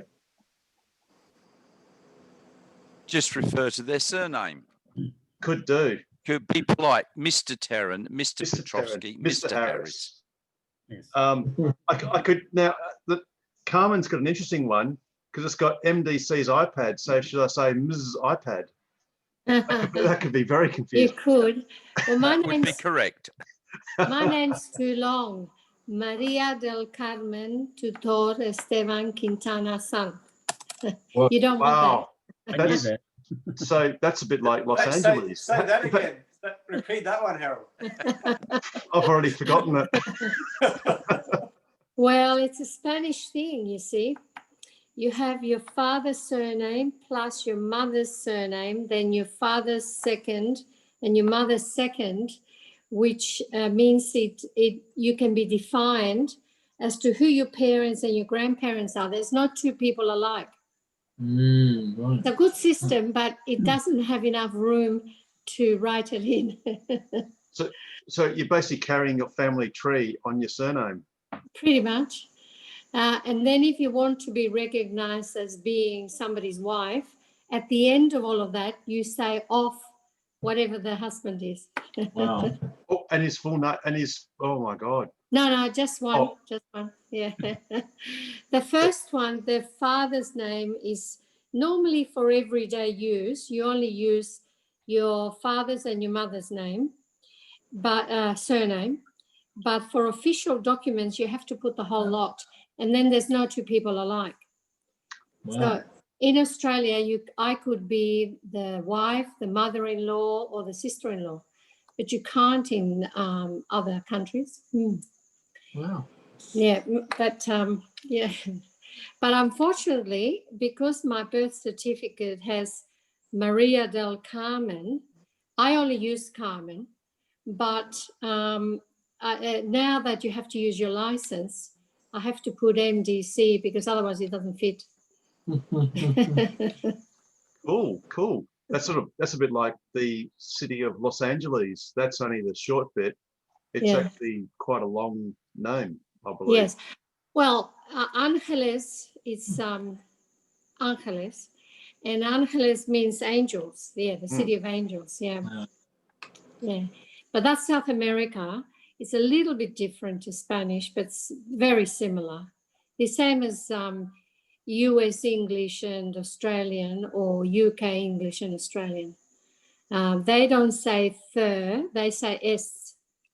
So you can always pick someone from South America. Whereas the Spanish say thir, which you would say it as a TH, but it's our C. And people say it's like speaking with a hot potato in your mouth. which is better than the stiff upper lip of someone that's muted. And I just saw the Happy Mars New Year. Yeah, well, I haven't come home yet. I'm still abroad. Oh, have fun and Happy New Year. Well, Happy Mars New Year. Yeah, Happy Mars New Year. Apologies. given it would take 6 months for you to fly all the way back to Earth, I wonder if they'll waive the 14 days quarantine period. Actually, they've recently discovered like superhighways in space, so you can travel faster. Oh. Doesn't the Earth have to be removed for a new hyperspace highway, though? Well, the answer to that's 42, isn't it? Ah, dear. Cool. So any other little bits of snippets? Oh, excuse me. Or anything else? I had a quick question. Has anyone used double tap to park, like, ever? Is that even an option here in Australia to get? It is. It definitely like, get in is. and out of your garage? Yep, it definitely works. But I've never been. I've seen it work on other people's cars, but I've never been able to get it to work on my car for some reason. But one thing that you do have to do is you've got to set it so that you're able to use summon without having to keep your finger on the button. So I forget what the option is, but it's not hands-free. Yeah, whatever the option is, you'll be able to find it. But you've got to have it set at that, and then then you double tap, and then you get out of the car, and then it should park itself. Sorry, you're muted, Joe. I mean, Seb.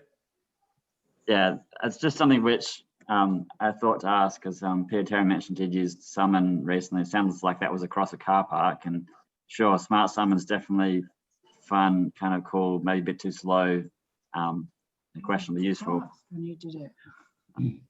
So, and I've definitely used forward and reverse on the phone a few times, but I still hadn't thought to try that double tap to park, because there's no way it's going to work in our garage. But yeah, just thought to ask if anyone else had tried it, so that maybe some other situation would be willing to risk the car deciding where the wall is and when it should decide. Well, Sonics stop it. That's not an issue. I haven't seen that, but I was talking on the phone and didn't press park when I was in my garage, and it did it itself. Yep, does do it. Yep. Yeah, you can. Mark Dudden was the guy. He's got a Model 3 who showed it to me. That was in Burswood a few months ago, and yeah, definitely worked. But I thought I saw his car. I thought I saw the steering wheel move, whereas we tried to replicate it, and it would only go back and forward in a straight line. So maybe what I saw when I saw the steering wheel move, it was only to get the wheels to be straight. Maybe that was the only reason for it.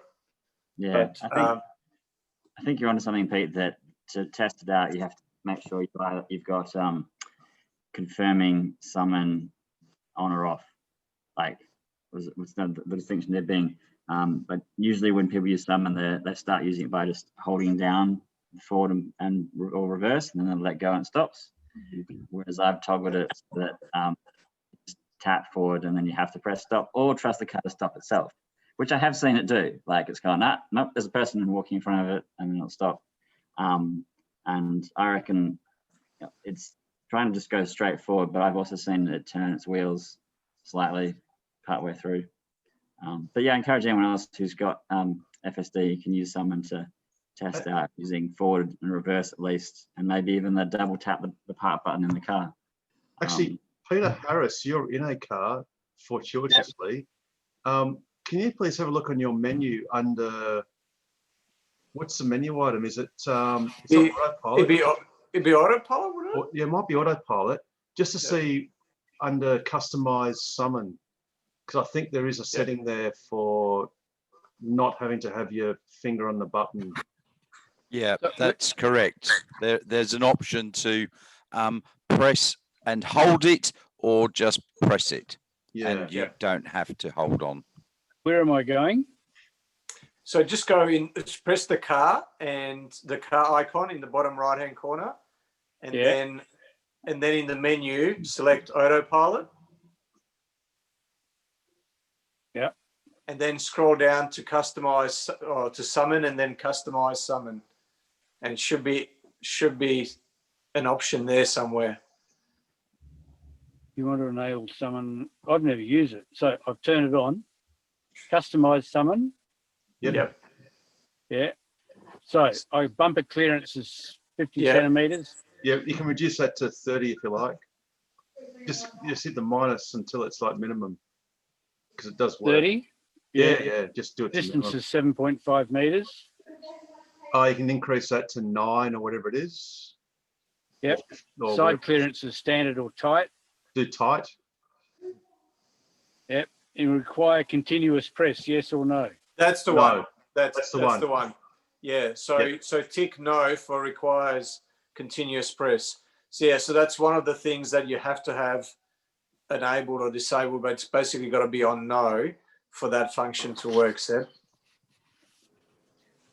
Yeah, because a no is like, sorry, if you say yes, it's like a dead man. So as soon as you let go or it loses the internet, it will, or signal or whatever, it'll stop.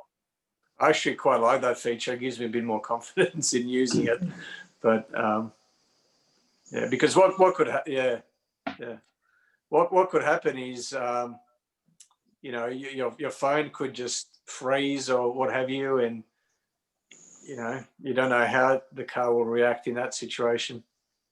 Yeah, so you're relying on the sensors. So I guess if you then also at the same time had a heart attack and then fell onto the ground and laid very flat, the car might run over you, maybe.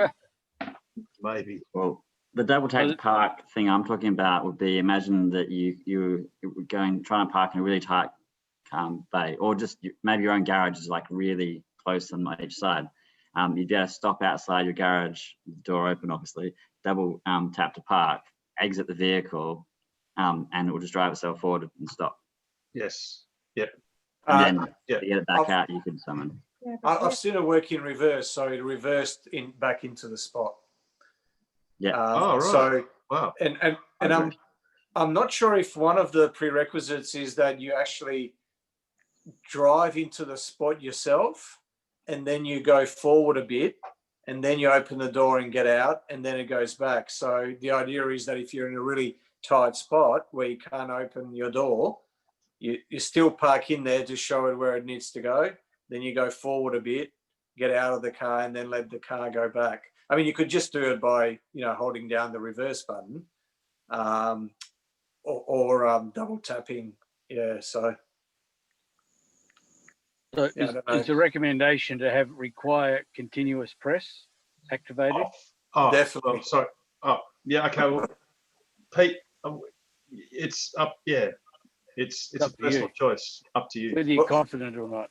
Yeah, exactly. Well, I've used the auto park feature quite a lot. You know, probably would have used it 50 times at least by now, I'd say, and it's been pretty much flawless until the one time I was showing the car to someone. I was in Osborne Park, and as I was saying it, I was saying, look, I feel fairly confident with it now. It hasn't made an error yet. And all of a sudden, it turned the wheel and started going into the car next to me. So didn't hit anything, you know, I stopped it. I don't know if it would have stopped or not, but yeah, definitely lost a bit of confidence when I did that. So speaking of bad behavior, has anyone noticed on version, is it 48.26 or 25, that I've had like a car in front of me stop because slow down a lot because a car in front of it was turning left on like a highway or whatever on the street. And rather than smoothly sort of coming to a stop, it almost does like an emergency stop a little bit too late. And it's sort of been a little bit skittish. Mm-hmm. Yeah, I thought that Yeah. was sort of a negative thing in the last software update. Yeah, that happened to me yesterday. Yeah. It's a bit disconcerting. Yeah, it's almost like it sort of didn't realize that it should have stopped, and then it kind of, in fact, on one of the instances, it actually did the full-on red screen with emergency stopping, and it was sort of so rattled that when I went to put my foot, because what happened was the car in front of me slowed down, you know, fairly quickly. Mine almost slammed up its rear end, and then it was so rattled that when that car then drove away, I couldn't move my car. Like I put my foot down on the accelerator and nothing happened for about a solid maybe 1 or 2 seconds. And then it kind of got out of emergency mode and then behaved like a normal car again. Yeah, mine jerked and shuddered when I tried to accelerate. And yeah, but as you say, for 1 or 2 seconds, I didn't have much control on it. Yeah, cool. So what situations is this occurring for the both of you? So you're driving along. Yep. And imagine there's a car in front of you, and that's fine. And you're sort of following at the normal distance, whatever you've set. And then the car in front of it slows down to do a left-hand turn. Right, gotcha. So in this case, I was on Albany Highway in the left-hand lane. Yep. Car in front of me, car in front of it, turns Turning left. left. Yep. My car sort of doesn't realize that it's coming up closer to the car in front of it, sort of until it's not too late, but it's quite late. It then, rather than smoothly stopping, does a bit of a panic stop, comes to like a dead stop. The car in front, of course, he's kind of creeping anyway, and then drives off. And then my car's just left there flailing. And like, I'm going, well, come on, let's just go. And it just does nothing. Like it's in panic mode. And then after, like Pete said, and I said before, after 1 or maybe 2 seconds, it then responds to the throttle again and lets you drive off. Yeah, I was at the same time as that happening, I had a vehicle on my left, like a truck or something rather, and another one on the right as well. So I was sort of sandwiched. So I guess it thought it wasn't quite sure what the hell was going on. But it certainly shuddered and jumped almost, and then nothing, and then off we went. So did you have cars in front of you as well, Pete? Or Yes, I did. Yeah, okay. Yeah. Yeah, and the car in front slowed down pretty quick. Sometimes it thinks that a car on the inside lane is going to move, and your car will literally slam on the anchors if that car's moving a lot slower. And it's got no intention of coming out. It's not sure. I've had that happen several times. It's very cautious. Another funny thing that I've noticed a number of times now is if you're going up a hill in the country and the road reaches the crest of the hill and then goes around to the left, and another car comes towards you around that curve, the car can't see the white lines because they've disappeared over the crest of the hill and there's a curve, and it thinks this other car's coming straight at you, and that slams on the anchors as well. Yeah. It's a bit disconcerting when you're doing 110. Especially if there's another car behind you. Well, yeah. Well, see, pardon me, it'd be their fault if they ran into me. Isn't that known as a brake check? You're just checking their brakes. Yeah, right. Just one query. It used to be, there was a YouTube originally that showed the Tesla responding, it's an old one, responding to a car in front of the car that had an accident, and the Tesla slowed down, and that's the radar looking underneath the car. Yes. And I just wonder if it's actually sensing the car in front and not picking up the more distant car in front, but by the radar is picking it up, and not quite sensing the other car that's right in front of you until a bit later. I'm just wondering if that's a possibility. That's exactly true. Oh, you go on, Pete. No, I was just going to say that's exactly what happened to me on the Mitchell Freeway going north. I was behind a car and it slammed on the brakes. I thought it was just a case of shadow braking. So I was about to press the accelerator to override it. And then I noticed the car in front of me started braking, but it was only because the car in front of it the smoke started coming up, so that car was skidding. So the car in front of me swerved off into the next lane and into the emergency lane, and yeah, the car in front of that was skidding along. So yeah, it was responding to the car in front of the car in front of me. So yeah, exactly as you said, it was bouncing the radar, presumably underneath the car in front of me, picking up. There's no way it would have been able to visually with the cameras. There's no way the cameras would have been able to see the car in front of me because it was like an SUV. So it must have been the radar that picked up the car. That was, yeah, two cars in front.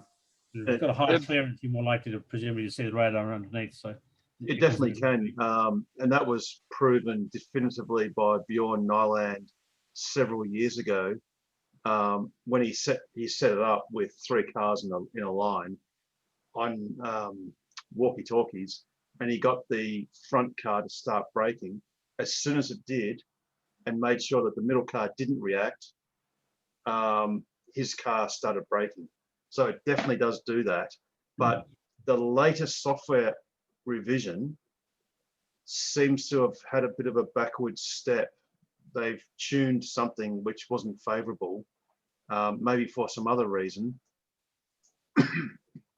that, you know, just it's sort of gone slightly backwards, which is sometimes the case. You know, you'll do 2 steps forward, 1 step back.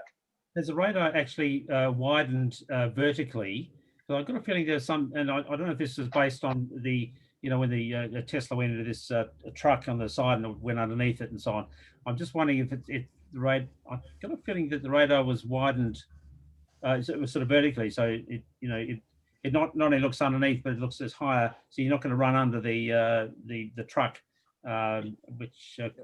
Yeah, I believe it's a planar view, so it does, it projects the reflections coming back in 2-dimensional space in front of it, so it does have a fair height. So sometimes, well, I don't know whether it does fleet learning or it does individual learning, where you have a white list.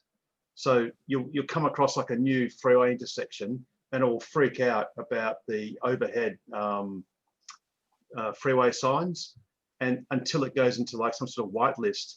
And I don't know if it's a local whitelist just for your car, or it might be a fleet whitelist as well. Possibly, I don't know.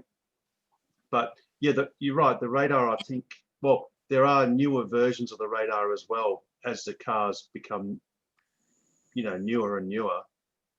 So, you know, like Rob Dean's old 2015 car wouldn't have the same accurate radar as, you know, the latest Model 3s, but they definitely do bounce the radar or pick up the reflections that clearly came from underneath the car in front of you to infer what's happening beyond sight.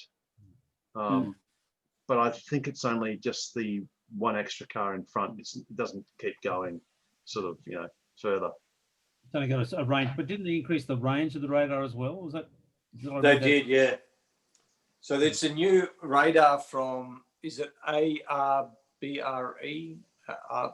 ABRE, yeah, is the manufacturer. So if you just Google radar Tesla and ARBRE, I think it is. So yeah, I can't remember what the distance was, but it's almost double, I think. Yeah, it's doubled from, I don't know, it was something like 160 meters. Yeah. It would go, or I don't know if that was the double figure or it doubled that, but it's certainly a long bloody way in front. That was the original, I think. 150 meters, I think. It's good that they have, because I've got Autopilot 1, hardware 1, and I don't trust it to see the cars. Like, say I'm coming up to a load of stopped cars at a traffic light, I won't trust Autopilot to see them and slow me down. I'll turn it off and back on again. Not that it won't see them, but it will often see them right at the last second and then slam the anchors on. So yeah, just something I've got used to. But yeah, it definitely bounces it's always bounced the the signal under the car in front, because I've had that on the freeway before, where the car's beeped at me and then slammed on the brakes because the front of the one in front has done it. Well, since that Florida truck incident, Tesla changed the priority from visual to radar. So because the radar obviously would have picked up the truck, whereas optically it couldn't. Yeah. And that guy may well have had his foot on the accelerator, which overrides it.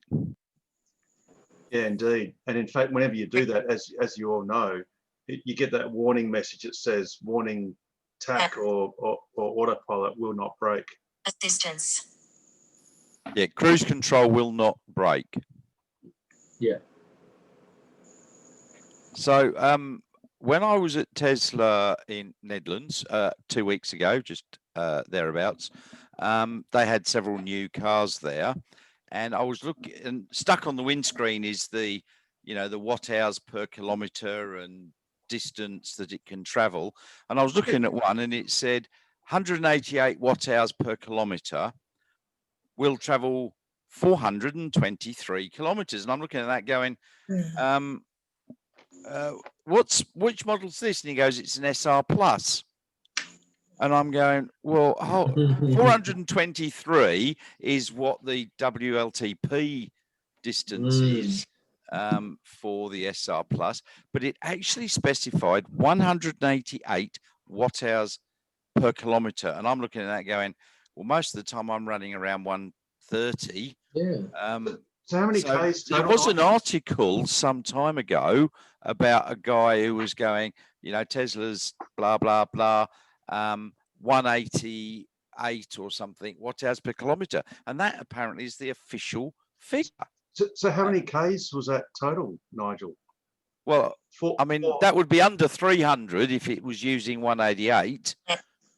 But it said 423.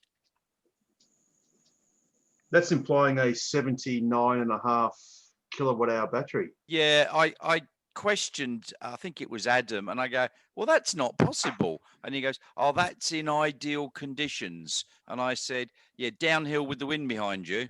Although, hang on, that's an SR Plus. We did do a story a couple of weeks ago about the larger battery pack in there's a German owner that his Model 3 had an 82 kilowatt hour battery pack, I thought. So what you might have seen, the car you saw, did it have chrome delete? I didn't actually take notice. I was just looking at this going, what the hell's that? Because that implies a 80 kilowatt hour battery, give or take. 79.5, yeah. So what I'm thinking is, we did a story a couple of weeks ago. In fact, I've still got the... And I think 79.5, Harold, was the usable kilowatt hours, wasn't it? And about 82 was the total. Yes, yeah. I'm just bringing up, unfortunately. I was expecting it to be a long range or performance with those sorts of figures, but he said, no, that is an SR Plus. Oh, no, he might be mistaken.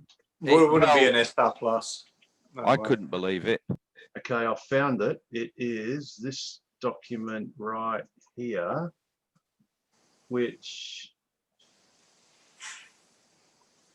it says 82 kilowatt hours. Yeah. So I reckon what you saw was a LR with the larger version of the battery pack. Yeah. Because that makes perfect sense with 79.5 kilowatt hours being the usable. That lines up very well. But what's interesting, like you say, Nigel, is the fact that it's quite a high consumption figure. So in Australia, where you don't have lots of heating requirement and all that sort of stuff, you're going to get a lot more range. Oh, except for the chippy roads up north and down south at 110 in a headwind. And then you will be pulling 188 watt hours per kilometre. By the way, I checked, and the new radar's range is about 300 meters. Wow. But yeah, it was about, must have been 160, must have been the old one. A long way. Yeah. That's good. And the new radar is the model is called Phoenix, and it's from ARBE Robotics. So ARBE. Speaking of robotics, did anyone see Elon Musk's tweet? I presume it was Boston Dynamics. Yeah. Robots. Incredible. And I think his tweet was something like, "This is not CGI," because yeah, it sort of looks fake, but it's not. It's amazing what those robots. I don't know. I didn't see that tweet, but those robots, they can do somersaults, and it's incredible what those Boston Dynamics robots can do. You're muted, Harold. Thanks, Nigel. They were owned by Google for a short period, but I think they actually divested themselves of it because they're owned by a Chinese company. They're basically a holding company, but they hold they've got like 300 different holdings. Most of them are, a lot of them are these high tech holdings.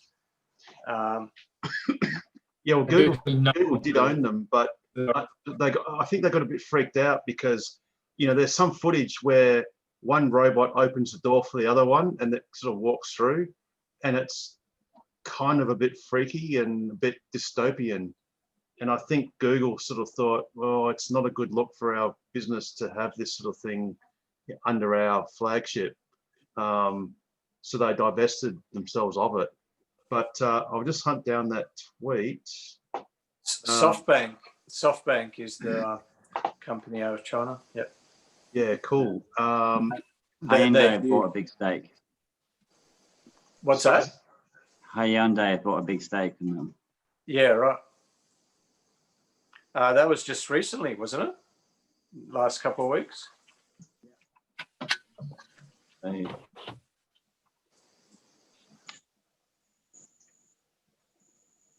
Maybe Elon should buy them. They're the machine that can make the machine. Yes. How's that going to play?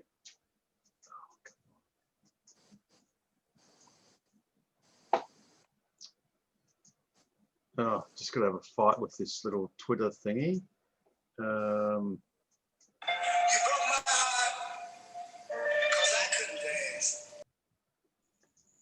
Oh, I think that video's crashed. No, it's not. So just talk amongst yourselves. I'm just trying to sort this little tweet thing out.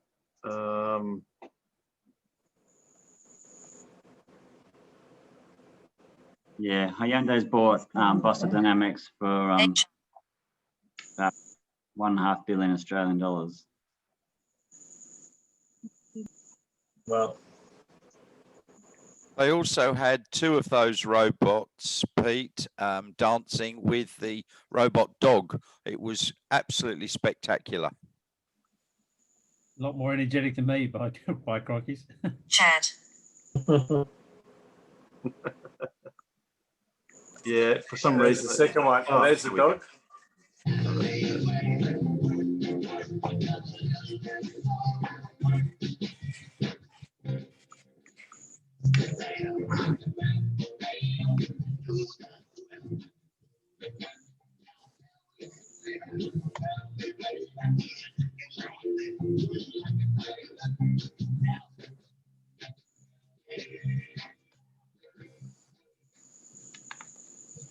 I don't know. People get paid a lot of money to program this.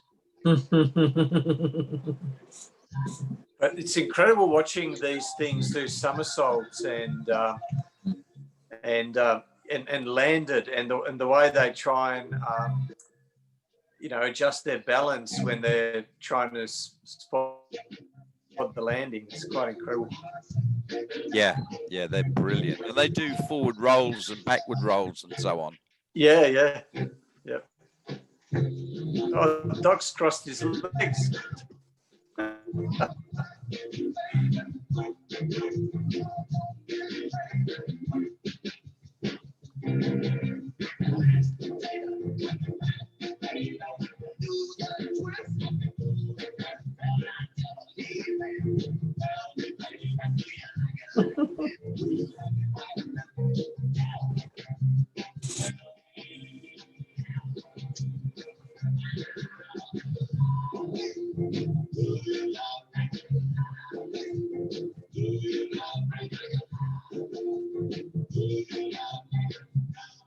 Oh, we need to hire some for New Year's Eve. No social distancing with them.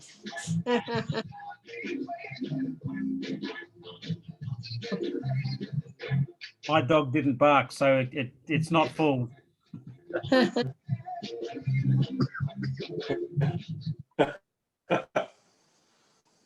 There you go.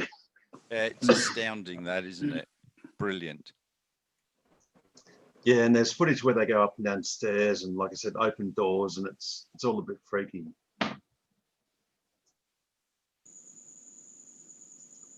So, yeah, I guess Damon, if this is probably your third tranche of half hours, or maybe it's your fourth one.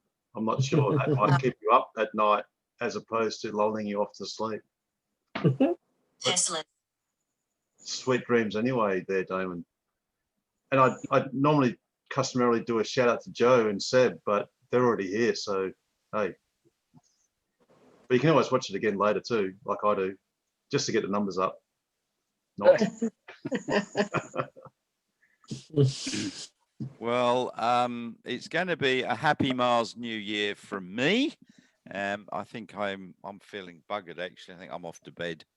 So cheery bye everybody. I won't be able to make next Wednesday at the raffles. I don't think.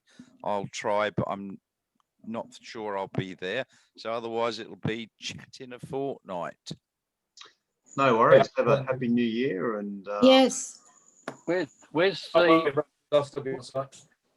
the info on the raffles? I missed something. There's an On email, Facebook. Pete. Oh, Facebook email. Yes. I'm not on Facebook. But you're on You should email. have got an email then. Yeah. 6:30 on the 6th. I don't remember. The When did raffles that come? at Canning Highway. Yeah, I know where the raffles is. 6:30 Wednesday the 6th. I think it came out yesterday or today. Yes. Well, the email put it did. up. Yeah, no. I sent an email out to every. It's also on the top of the website. I've just put the link in the chat to everyone.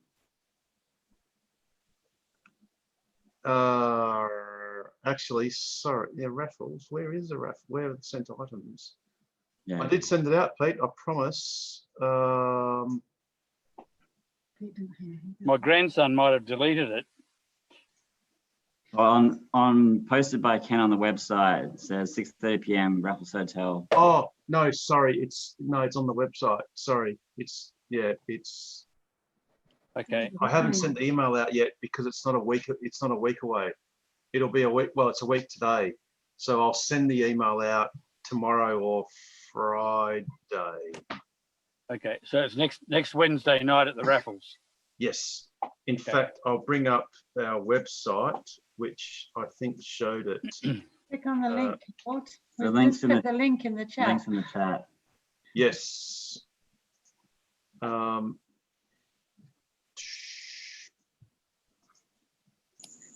So it's just there, Pete. First made up of 2021. Okay. At the All right, mate. I'll go and have a look. So,